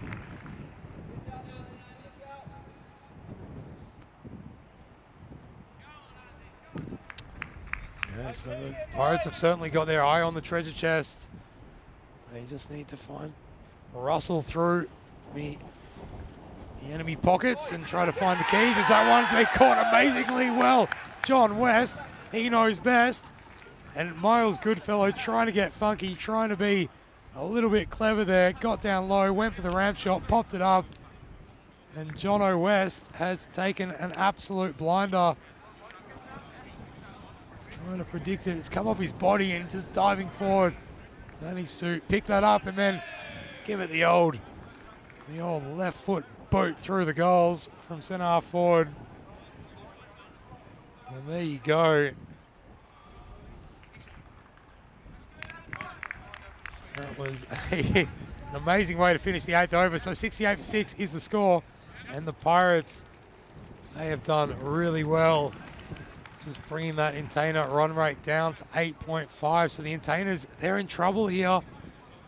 That's some of their top batters having gone, and they've got to face another over of Isham Patel, and then I think they'll have another over from Mark Garrett. So Harshdeep Singh now has come out to join Lee Sims. Effectively two new batters. Lee Sims dragging that one. He's found a nice gap. Lon Burns is going to get there though. Very quickly runs around and collects the ball, preventing it to go over the rope. So they take just the one run off that. I feel like they need to turn those into twos.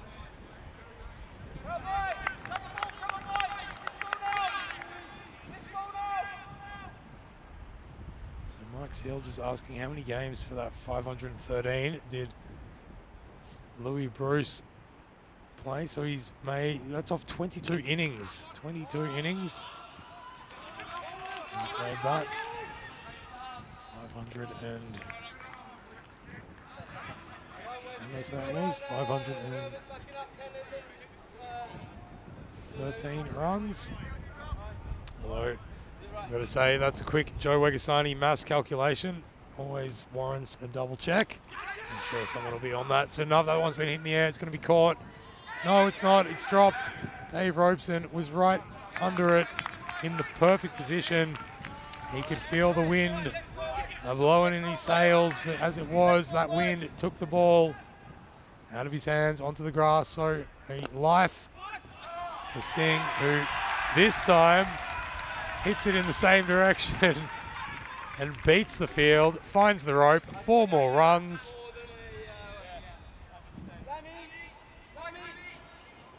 Yeah, wonderful hitting, beating the man at short extra cover, who's been told to stay on the fence now, I think. No, he is coming in. They are sending a sweeper out on the onside. I feel they should have put that extra cover on the fence. Singh hits it this time straighter down to long on. So only the one run.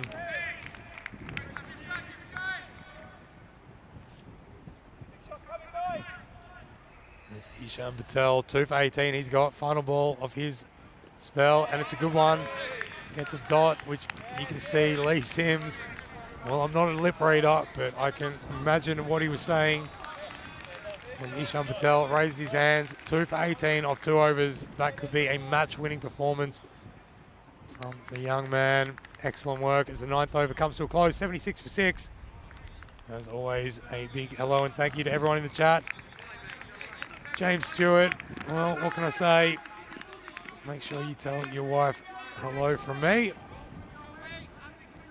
Glad that she's tuning in for all the cricketing action, along with you.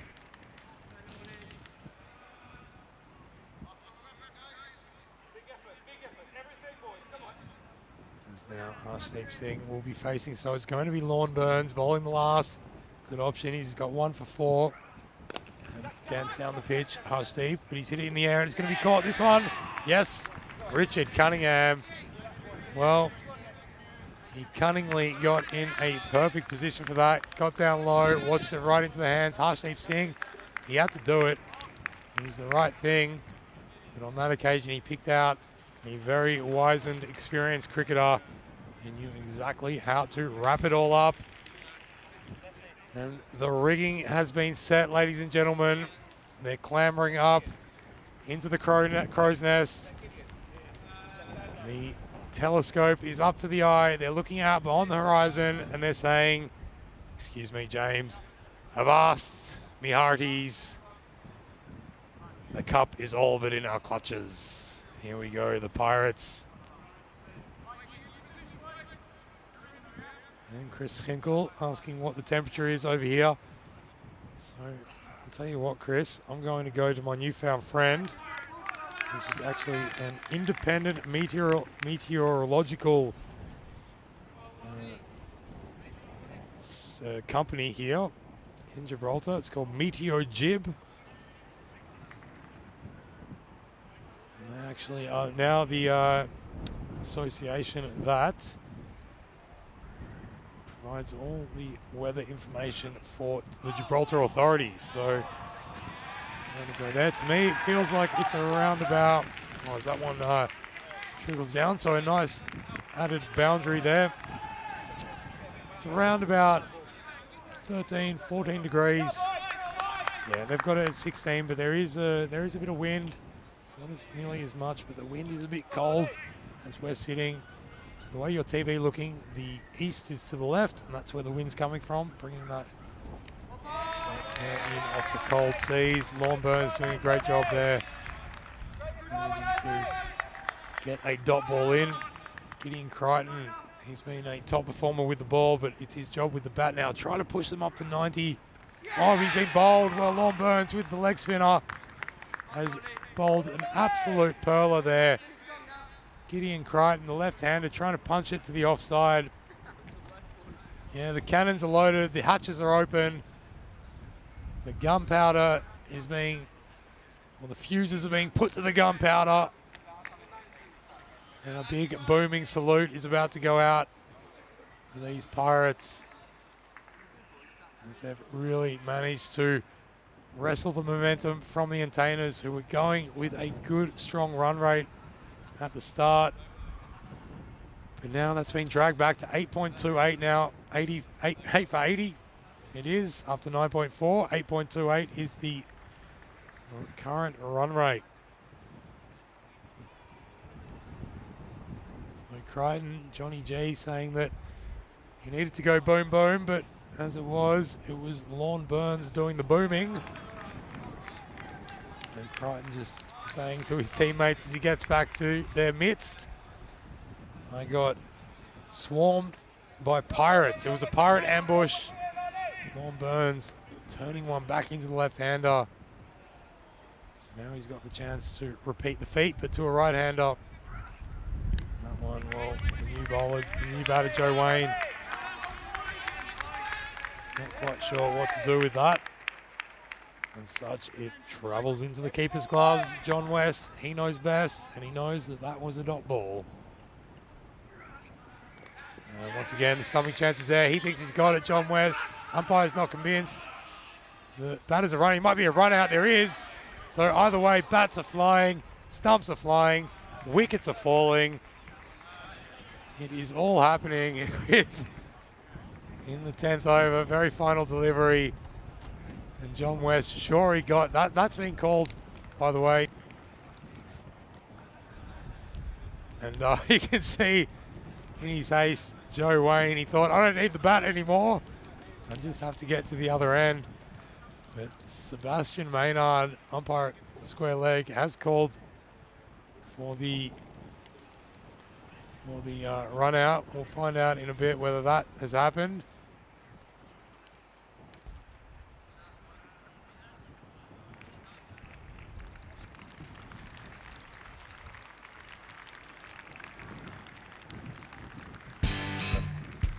We'll get to the highlights there.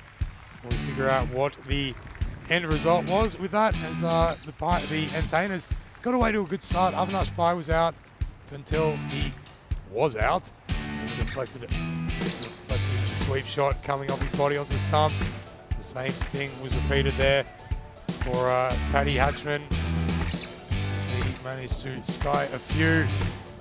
Louis the Bruce as well. He was out, managing to play some pretty glorious shots and finding the rope, but also finding Ishan Patel fielding a point. He did a sensational job in the field and would do so later as well with the bat. Richard Cunningham got a little bit of treatment, and then Mark Garrett came on, and he really made the difference, breaking that vital partnership between Jack Horrocks and Louis the Bruce. Will finally Louis the Bruce hold out. Then Miles Goodfellow trying to be cheeky. Some great work for John West. Absolutely loving his own stuff. As, eventually, Harshdeep Singh was left with the job of trying to hit out. Hit out he did, until he went one time too many, finding Richard Cunningham there out in the outfield.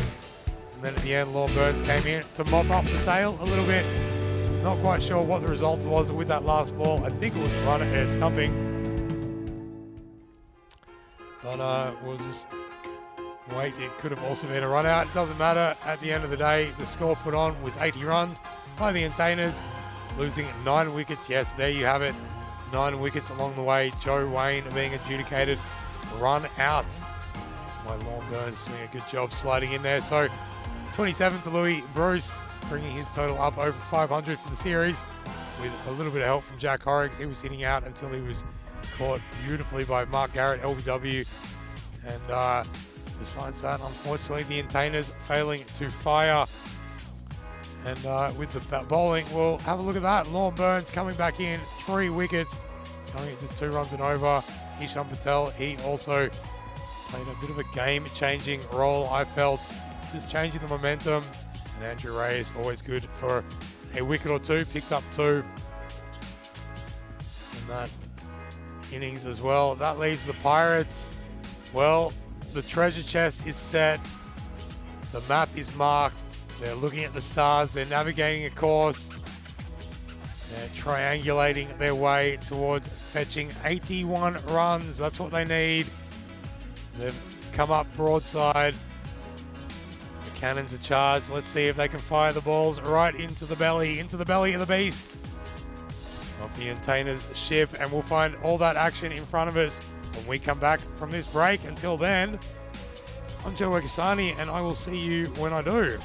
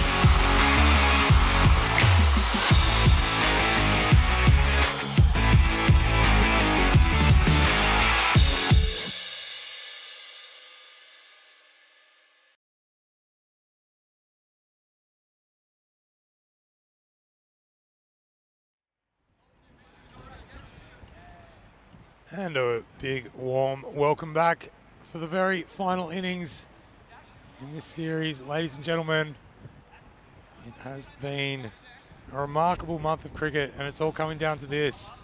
The Pirates, they need 81 runs.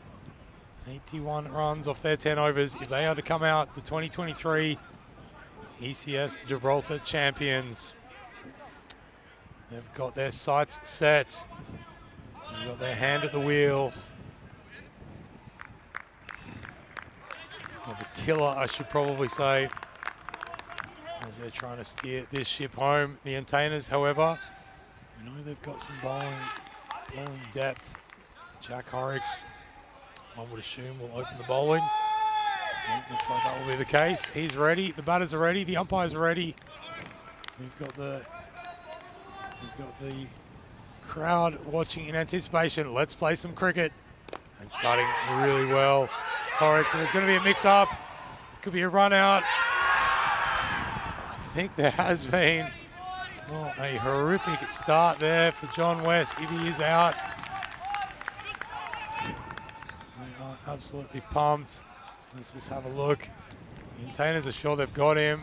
Kenroy sets off and then puts the big hand up, and then John West, he slips and tries to ground the bat. Good work by Jack Horrocks, getting into position, collecting the ball, and I think he's gone. Yes, he is. Well, a diamond duck for John West in the final. I'm just waiting for that. Look, I think it's out. Yeah, it is. He is, and the Entertainers have got the breakthrough straight away off the very first ball. Not with a delivery, but with some fine fielding, good teamwork.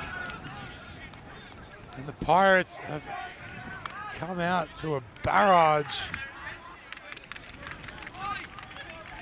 And that certainly is not the start that they wanted. John West making the long, slow walk back to the shed. His role is over for now. And a good decision made by the third umpire there. Excellent work as well by our fantastic production team. Ibars, Artus, and Romsey with Spring Productions doing a fantastic job capturing all the action for you wherever you are around the world. There's Lorne Burns.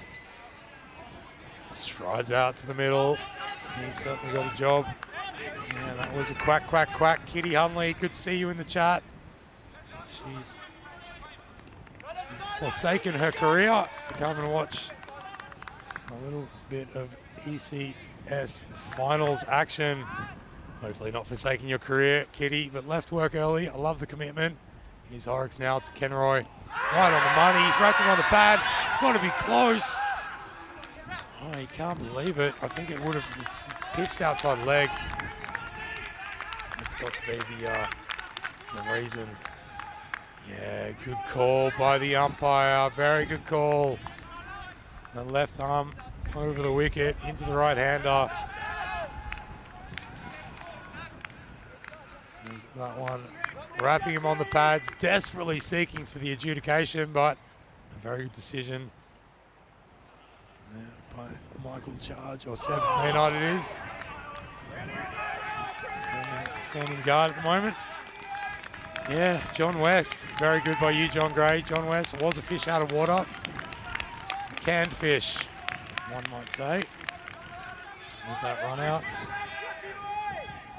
And certainly, he caught him short of the crease. So 1 wicket down, no runs on the board yet. The Pirates wallowing in the shallows a little bit. Full ball, and Kenroy whips it away down behind square. He'll get a boundary for that. 4 big runs to the KNS as he tries to get this pirate ship back on course after that horrendous start. Very good by you, Dave, in the chat as well. No Dolphins were harmed in the making of that run out. John West giving them more free advertising in this series than they probably deserve. For anyone trying to play along at home, John West is a pretty well-known canned fish company in Australia. As we return to the cricket, the stuff that matters here, and that one's been picked up, up, and away. Kenroy Nesta, well, he looks like he's in that sort of mood as he has gone whack. 6 big runs to the KNS. 2 boundaries now off this over. Really pulling it back after that. Very action-packed opening delivery. It was an unbelievable last delivery in the containers innings, and an unbelievable first delivery. And not because of the delivery, it's because of the run-out chances going on. So a run-out either side of the innings as Horrocks continues. Kenroy crouched down, and that's a good delivery. Just full, didn't want to drive it and risk the edge. That's the end of the first. 10 runs off it. 10 for 1 is the score. And we have a good chance. 19 matches we've had without a golden ball. Could we get one? Could we get one in the final here in Gibraltar?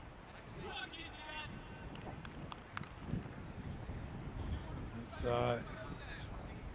certainly one of the things about ECN cricket that just adds that extra component of thrill and fascination when the matches get tight. It's such a brilliant way to finish a match.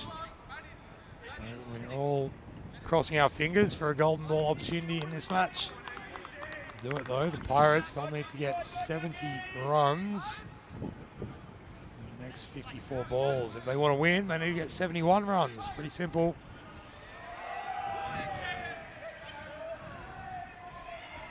Gideon Crichton coming into the attack now.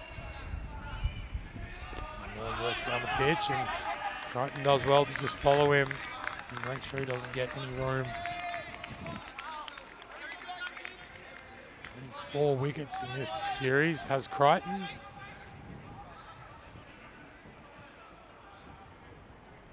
Obviously long after his career with Red Dwarf. And this is a beautifully driven shot into the covers. Harshdeep Singh coming around to do the fielding. Lorne Burns off the mark now with a single.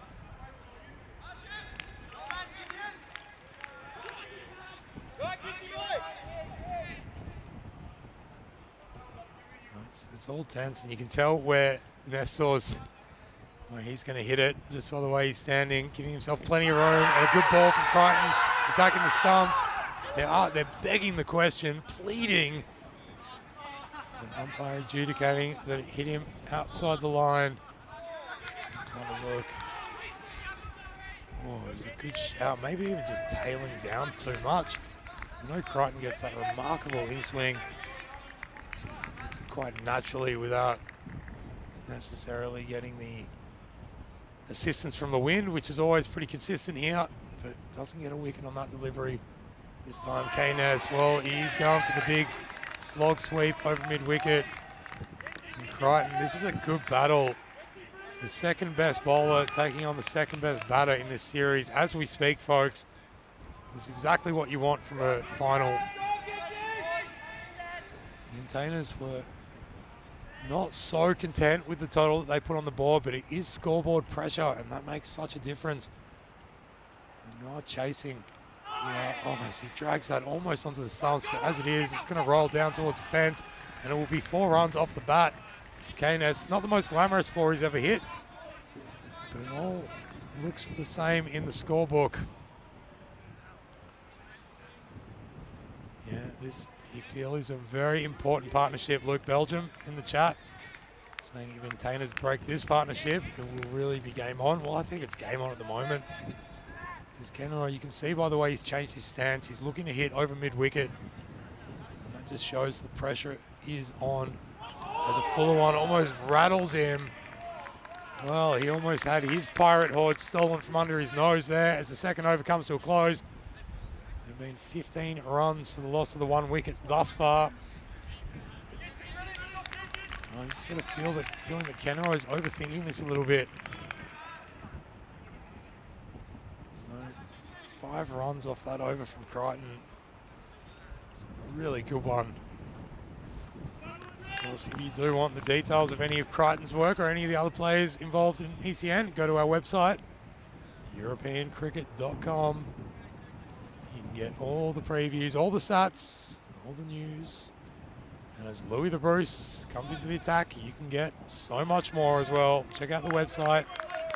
And if you're not watching this on YouTube, make sure that you do go onto it and subscribe to our channel. You can join over 337,000 subscribers. Come and join in the chat as Burns waits upon that one and just dabbles it down square of the wicket. Takes a single.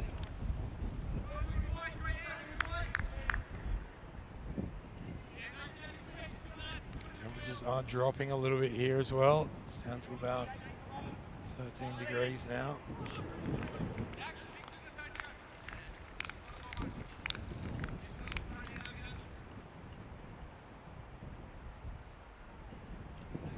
And fuller one again from Louis the Bruce, who does his own work, fielding it.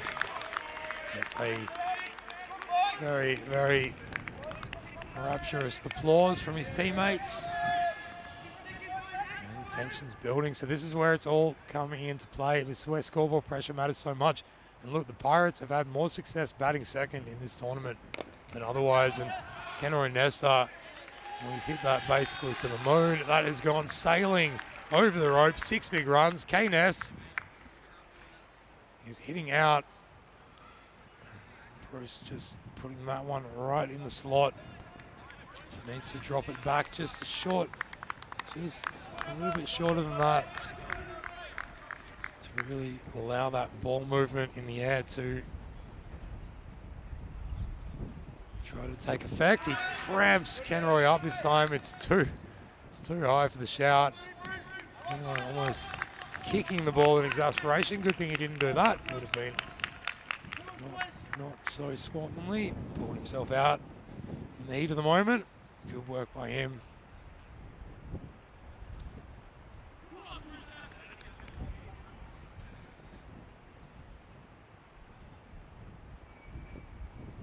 A slow ball from Louis the Bruce. Good bowling by the young man. Well, he came out and did a job with the bat. And he's really thinking his way through this. He knows what a powerhouse Kenroy Nesta can be. Made 40 not out in the previous dig last night. He's already halfway there with 20, and he's splayed that away over short extra cover. Jack Horrocks has done sensationally well, sliding to pick that up with his preferred hand as well. Having it back in, that's the end of the third. 23 for 1 is the score. And that means that they need a little bit under 70, so 68 runs required. As we have a look at how they've gone about building the innings. You see there that the maintainers, they did manage to resuscitate their innings in the middle overs, but then all those wickets started to fall and they really kind of fell in a heap. They were tracking for over 100 at one stage, and the Pirates, they did a great job to reel them back in, but it's they who are on the back foot at the moment, with Crichton being brought back in to finish up his spell. It's a good move. They've got quite a few bowling options, especially when Louis the Bruce does bowl, which hasn't always been the case. Found that when he has skippered this side in lieu of Miles Goodfellow being absent, he's tended not to bowl himself. He's been bowled. Crichton's bowled him, yes. Kenroy playing across the line, and Crichton holds out his arms and says, "How do you like some of that?" Kenroy is furious with himself. He was lining himself up for that mid-wicket slog shot, but Crichton is such a canny bowler, and he knows exactly how much he can move it. He puts that just outside, about two and a half stumps outside off, and lets that natural movement go to work and just finish the job, rattling the top of middle and off. And so that is the end of Kenroy Nesta, and that is a real dent in the hopes of the Pirates.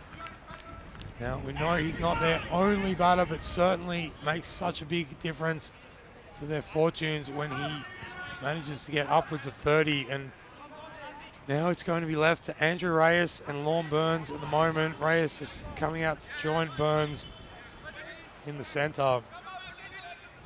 And that is a huge wicket. Well, this game has got some twists and turns in front of it, folks.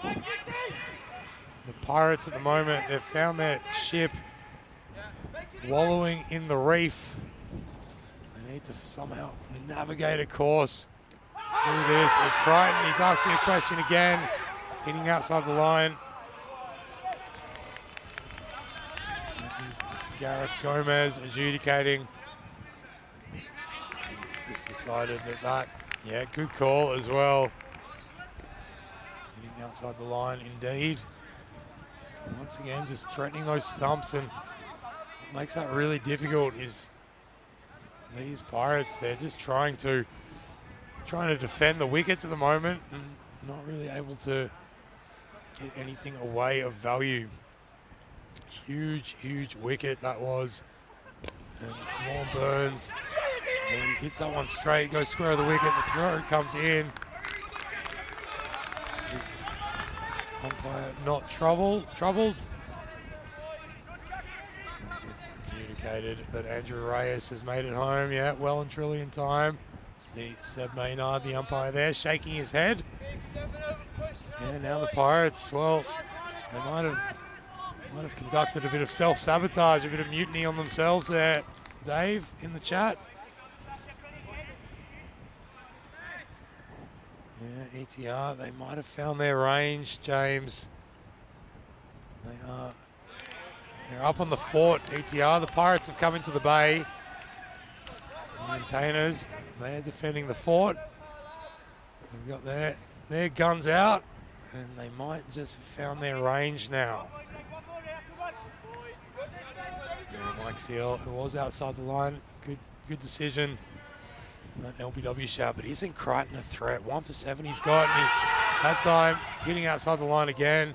Andrew Reyes walking forward to it, taking himself outside the line, so nothing doing for Crichton on that occasion, but he's like a barracuda in the water. Basically just threatening everything. This race really caught in two minds there, not sure what to do, how to play it. And that one again on the stumps, asking the question, but I think it came off the bat. Inside edge deflection, pads back behind the wicket, 1 run added. Tuhid Hassan in the chat really wants the Entertainers to win. Come on, Entertainers, boys, he says. Well, they are certainly coming on.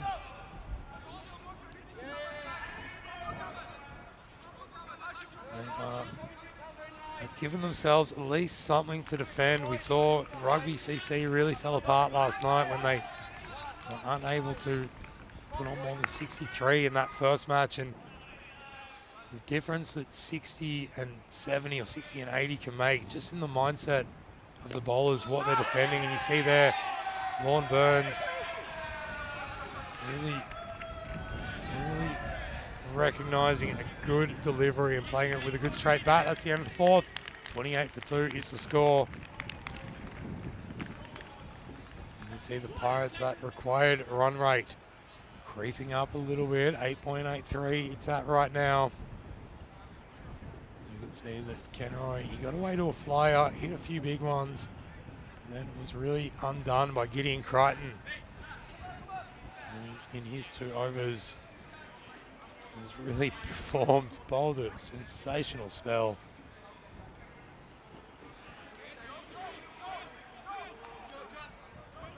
He's picked up, I believe he picked up the 1 wicket, just the 1 wicket. But really keeping it tight and allowing Bruce to come on and try to make another breakthrough. A lot of the time, yeah, 1 for 8, Gideon Crichton, look at that, off 2 overs. In this format, that can be match defining. So it's not going to be Bruce, it'll be Lee Sims now with the ball. And this is another dangerous prospect for the Pirates. They're going to have to be pretty careful here, not play anything across the line. He really darts it in. Well, I say that as he attempts a bouncer. Yeah, seems to have gotten away with it. I think that he was already on the way back down by the time it passed Burns, who'd already wandered so far back down the pitch. So a dot ball. Another short one, and this time under edge, so nothing doing. And the tension continues to mount here for the Pirates. Yeah, it's all hands on deck, Johnny G. To get out some barrels of pitch, really try to plug up these holes. There's Containers, they've got their sights on them and they are coming, no doubt about it. 53 now needed off 33 deliveries. It's not undoable, that's for sure, not beyond the realms. A little bit fuller this time and just glance away, and it might be a run out, but Lorne Burns scrambles to make it there in time.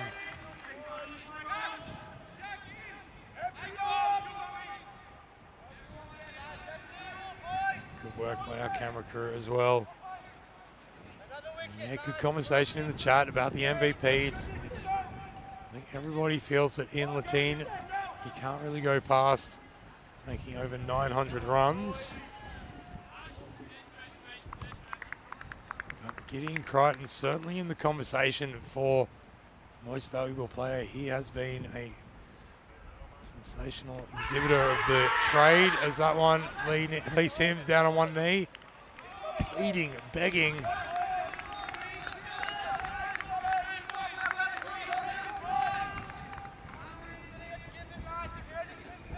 It's a good question, just a little bit high. He was fairly far down the pitch. Here's someone else in the chat. Hello, Cuzzy. Stefan Gooch coming to join us for the finals action. And got to see Lorne Burns cutting that fairly sedately down behind point. Takes a single. Yeah, really interesting game on our hands. So Stefan Gooch, as the 5th over comes to a close, 31 for 2 is the score. And Stefan Gooch, like so many in the chat, putting in their opinion who is going to win this game. Well, at the start of the Pirates innings, we thought the Entertainers, they were really pushing hard, but then, at the start of the Entertainers innings, the Entertainers did manage to get it back a little bit before the Pirates really put the clamps on. And now we're seeing the same thing happening in reverse here. The Pirates got away to a flyer, and then the Entertainers really, really concentrating on their line and their length, most importantly of all, not giving any sundries away. That is key. And as we return to the live action, we'll see whether the new bowler, who is going to be Avinash Pai, it's almost unrecognizable with his new cleanly shorn mug. He's coming in now, and what he'll want to do is really get through these overs quickly. As well, that is a glorious shot by Lorne Burns. Pai just putting a little bit too full, or alternatively not full enough. And Lorne Burns just picking that up right away. Beautifully executed sweep shot. As you can see, Stephen Gonzalez there in the background, leaping away to his left, unable to contain it. A big 6 runs to Lorne Burns. There's good defensive shot. So Vinny Sando, obviously your flight yet to board. You can't make it, but hashtag bring back the cousin commentary car. Well, I think Steph and I would both agree with you. I think all future family Christmas dinners will just involve Steph and I sitting in the driveway in the car, just making comment on it all. Not too different from how a lot of the family dinners would go anyway. People sneaking out the back, but that's another story. Here's Andrew Reyes. He's facing Avinash Pai. And he tugs that one away straight down the gullet of Paddy Hatchman. As Andrew Reyes did exactly what he had to do, bar the fact that he found some of the safest hands in the tournament.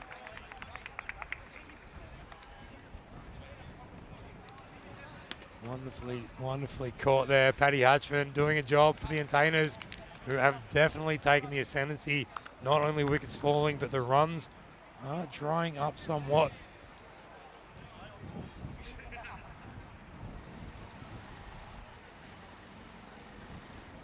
And wonderful to see so many people in the chat. Prakash Mishra, it's still a 50-50 game. A lot of it is going to depend. Robin Petrie, we've seen him come out in these situations before. And he's managed to put on a few runs pretty quickly. He's going to have to do it here with Lorne Burns in partnership. Vinny Sanders sitting in a boarding lounge in Malta, feeling very grateful that European airports have been an absolute disaster over the last year. This is one occasion where I think Vinny's happy to be waiting. Hope you've got a nice comfortable seat there, Vinny. He takes in all the action. And Shrug is back with us again. Shrug definitely safe hands Paddy straight down the hatchman. John Gray, my perfect partner in pirating puns, on the chat. As Burns digs this out onto the onside, takes a single. They're going to need more than that. And Prakash now. Prakash about 2 minutes ago was saying it's a 50-50, but now with that fall of that wicket and this little bit of containment going on, he reckons that it's Pirates to lose. Whereas Mike Seal thinks the Entertainers are going to lose. Oh, there's split decisions, split opinions. We're at the end of the 6 now. 41 for 3 is the score. And that means they need a straight 10 runs and over. 10 runs and over needed. But look at this remarkable bowling scorecard there from Gideon Crichton. Well, 1 wicket for the 8 runs off his 2 overs. Really turned the tables. And more importantly, got rid of that very dangerous batter, Kenroy, the Crow's Nest.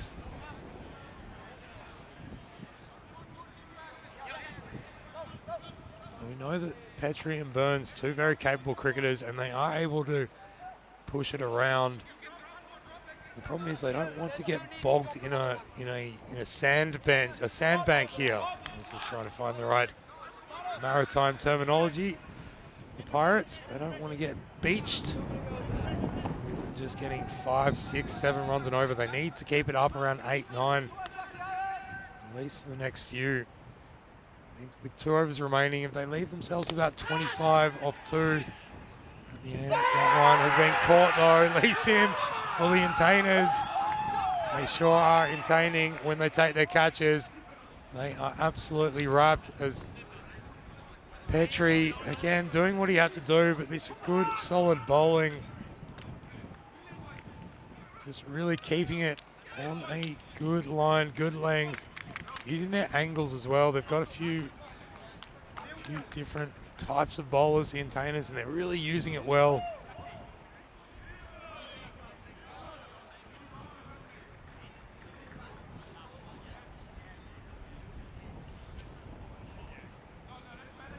Looks like Dave Robeson behind the helmet, under the helmet. Let's make sure of that. It is indeed.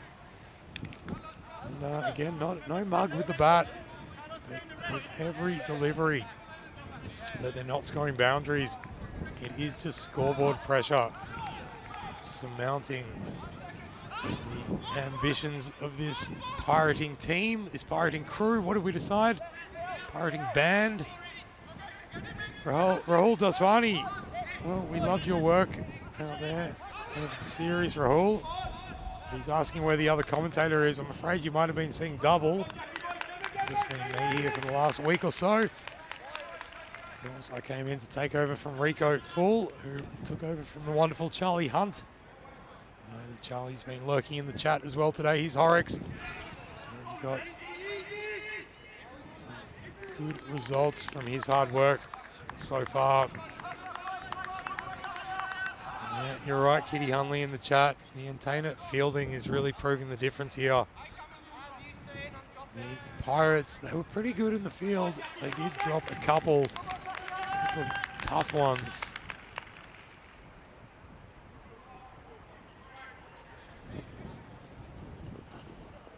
Oh, beautiful shot from Lon Burns. He knew exactly what he wanted to do with it. And the really smart thing with that is that he knows about the angle that Jack Horrocks is getting, and he's really in a position, that is a split-second decision, judging the line of that, whether to play that shot. Whether that would be on the offside, then he would obviously not be able to play it, but he picked that perfectly and managed to scoop it away for 4 more runs. Oh, and Rahul Daswani, the other commentator, is more lively. That is absolutely the case. You can't get more lively than Rico Full. And don't worry about it. Vinny Sandhu will be here to amp it all up from tomorrow. But as for now, it's just me, Joe Wegasani, in the box. Calling the shots. And that's the final.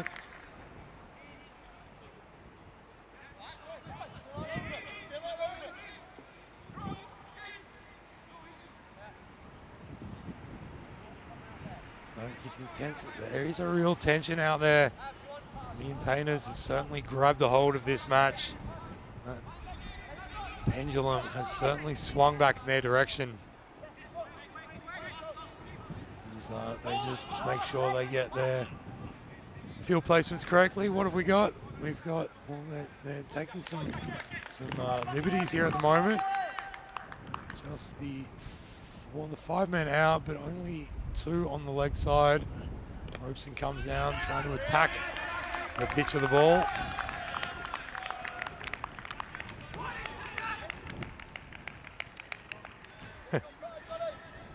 Rahul. So I'm believing this is the same Rahul Daswani who I saw go out to bat in a very lively fashion. He's not enjoying my work. Don't worry, Vinny will definitely give me some tips, Rahul. Love the work going on there in the chat. There's that one dug away. It's really slipping away from the Pirates here. And Kitty Hunley asking, yeah, I'll be on commentary with Vinny. It'll be us doing the old double barrel assault on this series that's coming up starting tomorrow here at the Europa Sports Complex in Gibraltar. It is going to be the very first European Cricket International Women's Tournament. And that will all kick off with Gibraltar taking on Italy before the Netherlands take on Sweden. Right here at this very ground, we'll be bringing you all the action starting at 4:30 GMT, 4:30 GMT, 5:30 Central European, and at 10:30 in India. Prakash Mishra, well, he's holding down the fridge, which is certainly the way to do it. If you are watching at home, it is getting tense. It's all starting to unravel for this pirating band of bandits out on the field. They have had a great run. It is certainly coming down to an Intaina victory. It's looking like, unless something special happens here.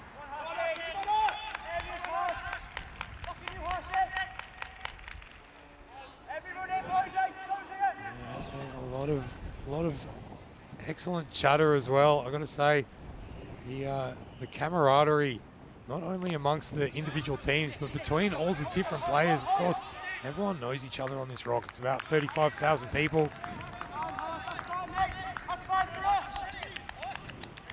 And of course, they've all seen a lot of each other over the last month. But still, the spirits are high. And there's a lot on the line. You can tell this means a lot to both teams as Robeson tries to give himself some room, finds something of it. Only as far as Gideon Redwall Crichton down there. And good to see you back in the chat as well, Charlie Hunt. We'll talk about commentators. I got to say, Charlie Hunt, it's got to be one of my favourites going around. Absolutely loved your work as Fuller Ball is slayed away down to long on, but only as far as the fielder. Paddy Atchman doing the work down there. Tawhid Hassan really hoping the Intainas will win this. Rahul Daswani, he wants to come in and have a chat, wants to come and commentate. I'm afraid you might not be lively enough, Rahul. It's a high bar that we set here.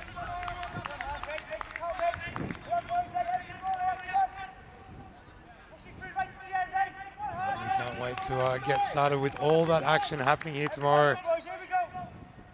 A new series, and it'll be great to see the cricketing community get behind that as well. And great to see the women getting on the park as that one's been hit in the air. Paddy Hatchman, well, he normally doesn't drop him. He dropped it for a moment. And then managed to snaffle it back up. It's really falling the Intainas' way now. Another wicket falls. There's Dave Robeson. And this is what we've seen from the Pirates. It seems that even though the Pirates have had this unbelievably good run towards the end of the series, managing to take some big scalps and really put some impressive performances on the park, as it was, the Intainas class that has been consistent throughout this whole series has very much come to the fore in this magnificent fielding performance.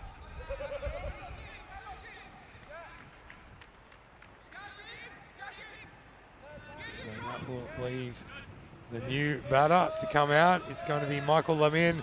And I'll tell you what, we saw Michael Lamin opening the batting yesterday, and he went absolutely bananas.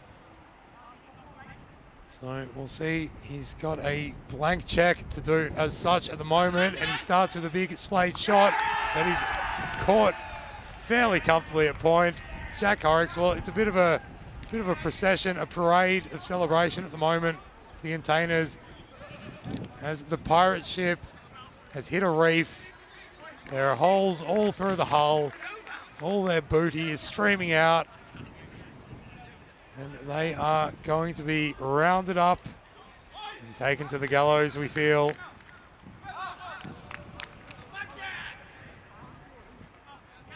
And what that means, folks,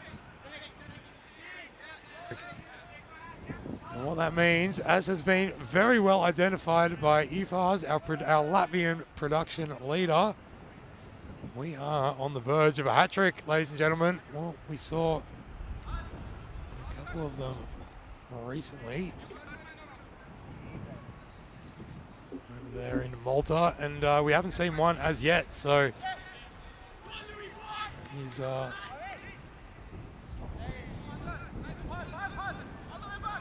is something for Louis the Bruce.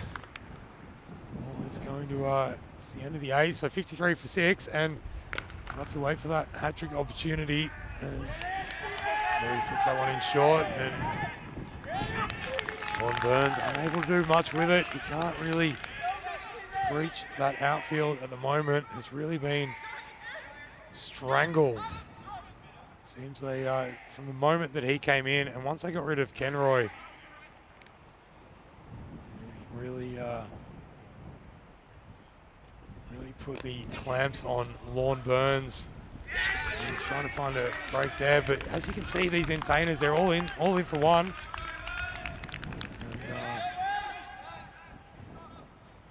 And, as such, just one more run. It's really petering out here for the Pirates.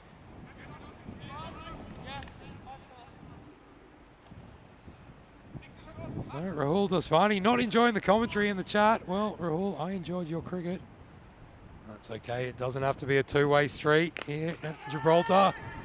As Lon goes seeking the fence, he's going to find it as it sails over Avinash Pai's head. And it brings him 6 big runs. I'll tell you what, Rahul, I'm going to do this once just for you. Maximo! Vale, vale, vale, vale, vale, vale. There you go, mate. That's just for you, Rahul. Just to keep you on the edge of your seat. And for anyone else, I'm pretty sure that'll be the last time you ever hear me do it. Another one, another big one from Lon. Well, he doesn't want to go down without a fight, and he's bringing this to within a whisker. This is not over, folks. He has turned the tide once again. Well, I said they were beached, but Lon Burns has got out there and pushed the ship back out into the swell. They need 14 runs of 8 deliveries. And you're right, Charlie Hunt, it is the Gibraltarian young cricketing prodigies up against each other. As he goes for another big one, and Louis puts a bit of extra pace on this and manages to get it through to the keeper.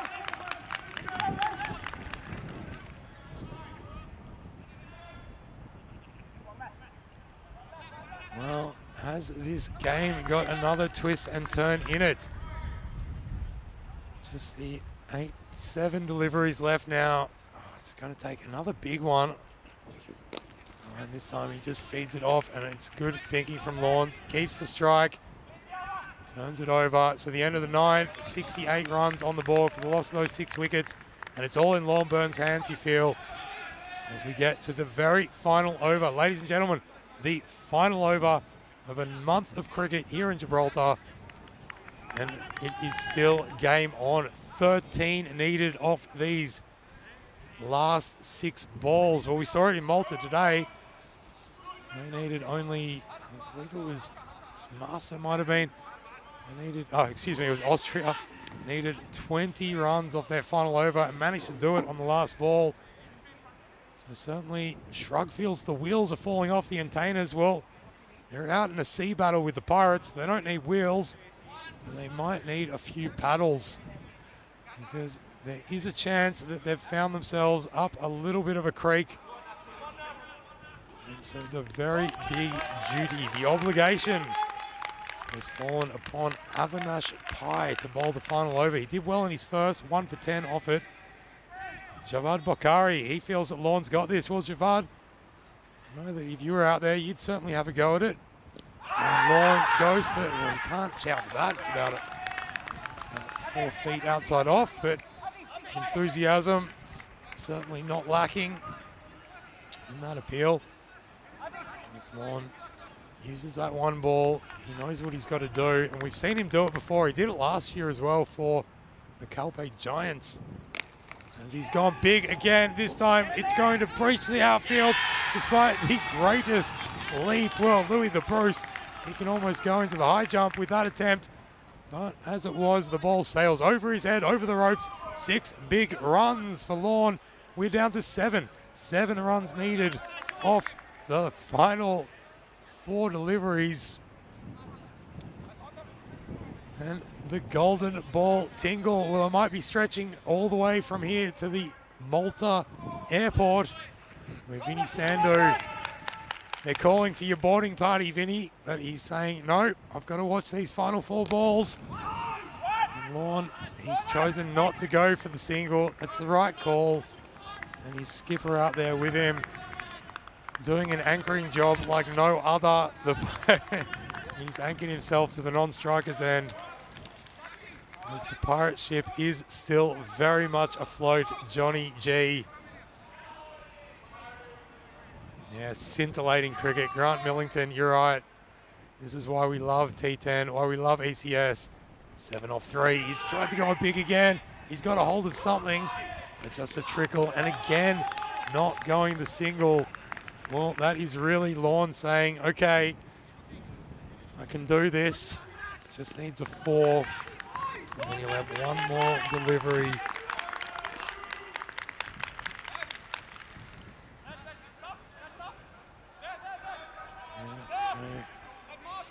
Uppy just making sure he's got his fielders in position. He's not the captain of this container team. That is Miles Goodfellow. Here we go.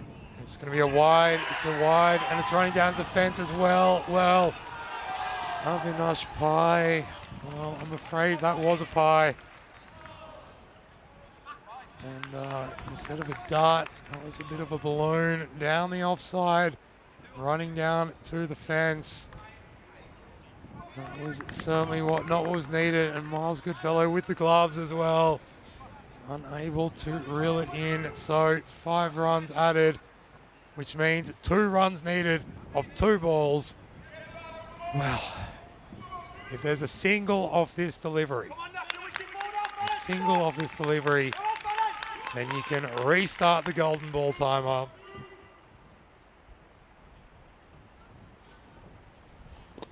Oh, but he's tapped it away. He gets the single, the 1 run. They're going to come back for the second. The throw's coming in straight to the fielder. Really good throw, and it's a run out. It's a run out with 1 ball to go. 1 run needed. Scores are tied. There's 1 ball left.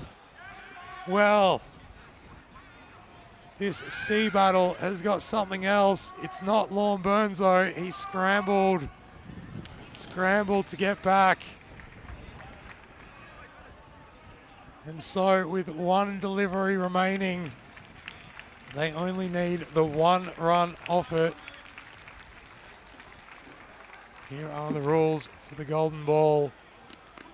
You can have a look at how frequent they've been. We've only had, and where the victories have gone, it's pretty even Stevens with the ball dominating a little bit more, 25 to 15 victories with the ball.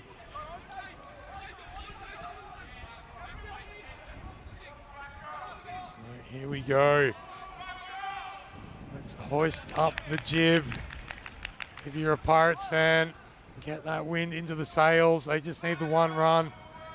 But if you're an Entertainer fan, then you want Avinash Pai. He's brought everyone in. Bar for Louis Bruce is out at cow corner. And Bruce has managed to hit it straight to the fielder. They've run straight through and they've won. The Pirates have won. The pirate ship, well, they've stolen your booty. They've raided up the cove. They have stormed the beach and they have taken the castle. The Pirates are here. They are the champions of ECS 2023 in Gibraltar. And look at that. They are beyond raptures. They are singing the shanties of victory. These Pirates, they have come from the brink of despair. They managed to pull themselves out of a hole, and with Lorne Burns leading the charge, cutlasses bared, muskets firing, they have come billowing into the shore to take victory.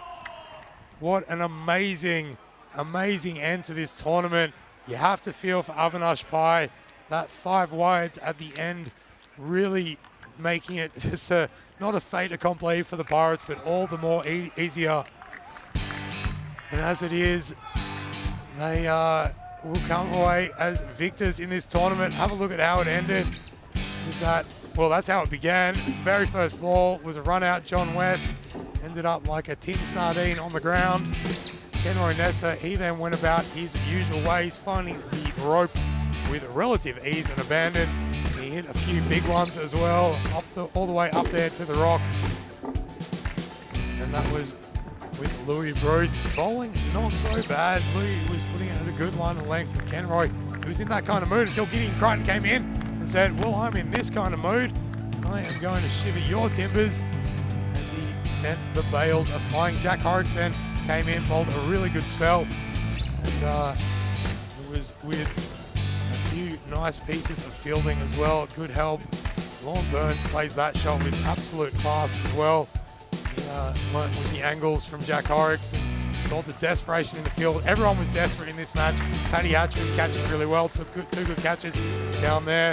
And then Harshdeep Singh coming in to pick up a wicket of his own. But then Lorne, well, he decided that this is my backyard and I'm going to start mowing the lawn with some big sixes as he brought them home towards a famous victory, the second ECS tournament, and Avinash Pai won't want to look at that again.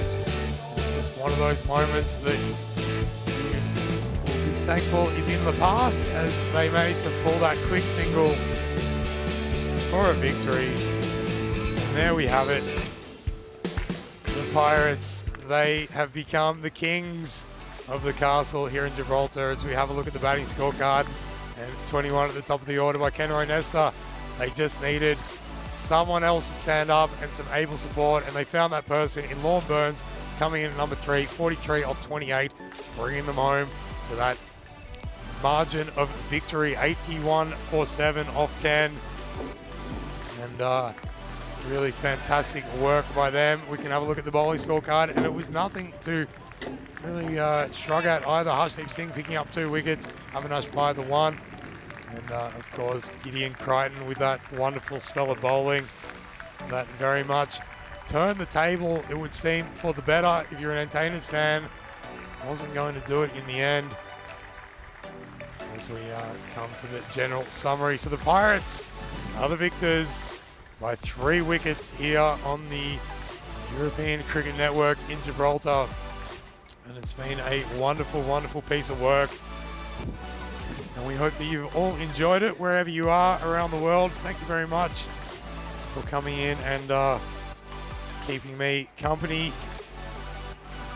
And of course, we're not going anywhere. There is going to be more cricketing action.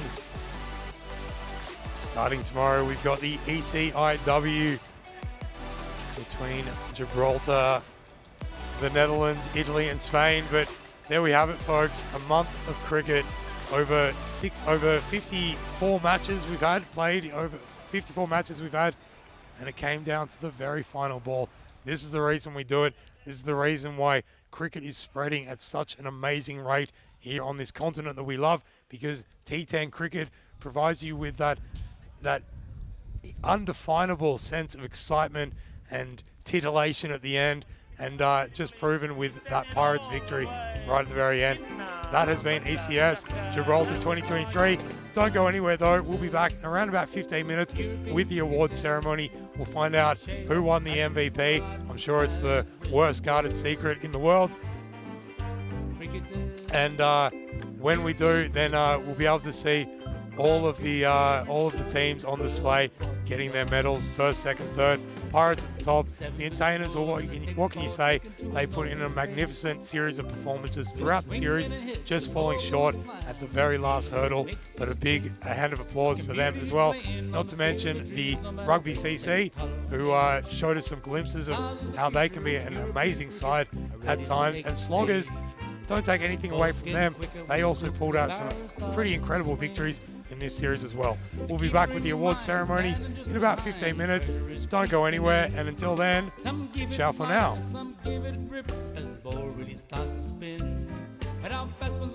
With the crack of a bat, the ball flies over for 6. Cricketers, European cricketers, share your passion for riding flag with the world. Cricketers, European cricketers, time to cheer and show the world what you've done. Master blasters turn on the style. Cricket's a beautiful game. Smiling faces and celebrations as the champions enjoy their fame. European legends breaking records, making their own dreams come true. Watched by millions, European cricketers show the world what they can do. Now picture this, 10 runs needed to win off the last over of the match. Fielders are on fire, sliding and diving, want to take that world-class catch. Tension building as the ball runs in, will it be short, a yorker or slow? A 6 will win it, 4 to tie, into the golden ball we go. Cricketers, European cricketers, share your passion for riding the flag with the world. Cricketers, European cricketers, time to cheer and show the world what you got. Another one, that's the big one. That's gone all the way over into the clubhouse and ordering a pint at the bar. Hundreds of clubs all over Europe are coming together today.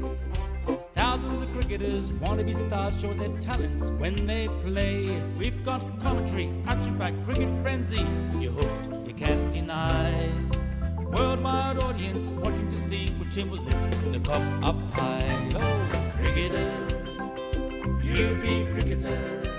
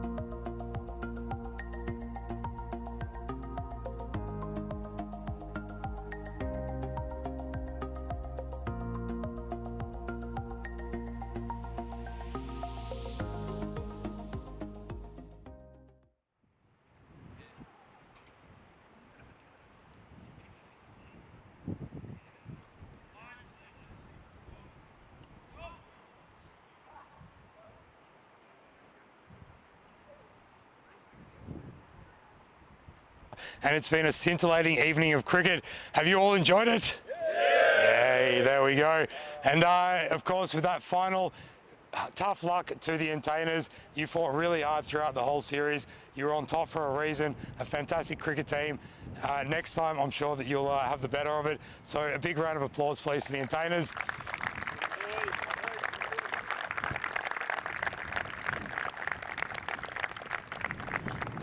And then what can we say about the Pirates? Yar, there we go. No more words needed, let's not mince them. Indeed, I want to give a few thank yous as well. Of course, this would not happen without a lot of people running around behind the scenes. First of all, the blue crew, all the people in the blue uniforms that you see printing out stuff and running around. A big thank you to all of them. Everyone in the office, back home and abroad, all the hard work that you do does not go unnoticed by us, so thank you very much. And of course, everyone who helps, not to mention the Europa Point, this amazing sporting complex, for giving us this place for this tournament. A big thank you to everyone in charge there.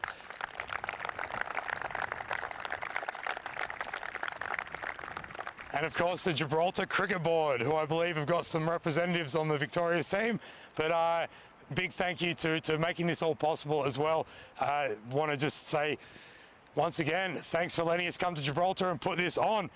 We also had our umpires, Michael Charge, Gareth Gomez, Seb Maynard, Stephen Mumford, Sunil Chandaramami, and Jeremy Perez. Didn't they do a great job?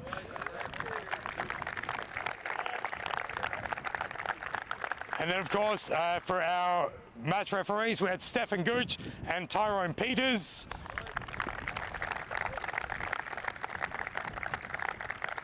And I had the privilege of being able to sit in the commentary box for the pointy end of that tournament, but the foundations were really laid by the amazing Charlie Hunt and Rico Full at the start. So I just want to send a big thank you to them.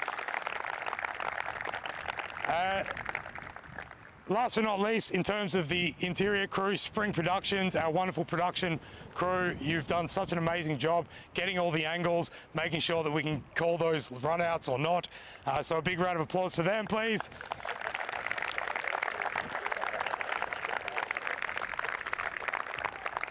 And of course, none of it could happen without our amazing sponsors. That is HCL Software, FanCode and Dream 11, and Grizzly Bear Sports. Thank you so much for participating and helping us make this happen. Now, I think it's time that we got to the thing that we're all here for, some awards, yeah? First of all, I'd like to call on some of the Gibraltarian women cricketers who are going to be putting their wares on display to come and hand out the awards. Who'd like to come out and give the bronze award? There we go. So, the bronze medals right there, and I think we've got Ian Latine for Rugby CC. He's going to come up and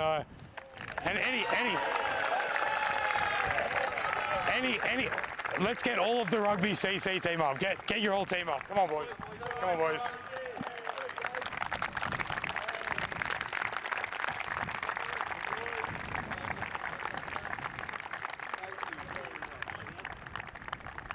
Well done, fellas.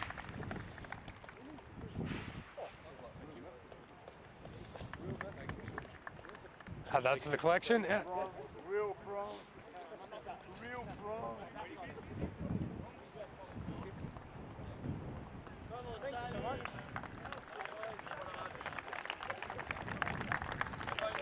Thank you very much.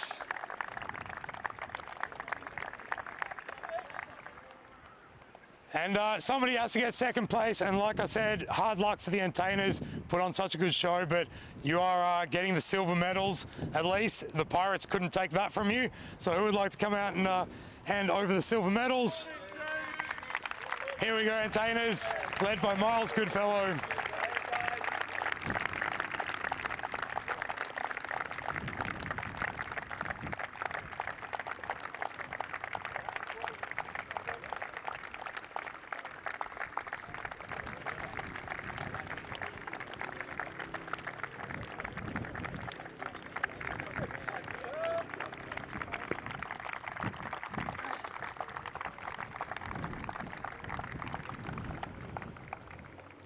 And then finally, well, The Pirates got their treasure, didn't they? So led out, of course, by Ryan Grimes, the captain. If you'd like to lead your team out here, and if you'd like to come and present the gold medal for ECS Gibraltar 2023. The Bandits, the Pirates, getting their booty.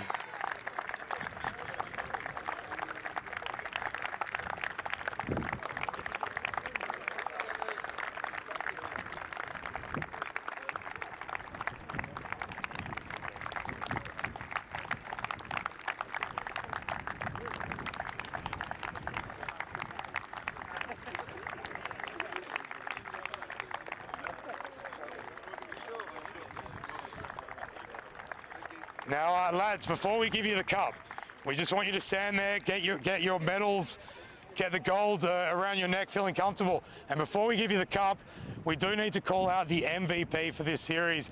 And I just wanted you to share the stage. Tyrone Peters is here, and who else could it be but the amazing Ian Latine, come out, man of the series.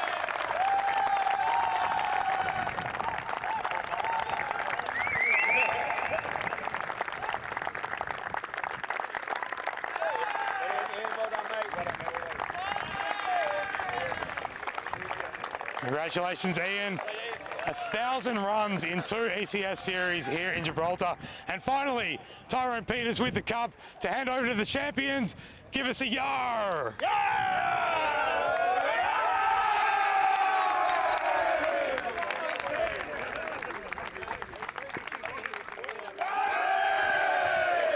So there you have it, folks. The Pirates are the victors. We're all victors with this amazing game of cricket. Don't go anywhere, though. Tomorrow, we are back, not only in Malta, that series continuing, the ECI over there, but starting right here in Gibraltar at the Europa Sports Complex, the first ever European Cricket International Women's Tournament. That's starting tomorrow. Tune in then. We'll be back with all that action and more. And until then, ciao for now.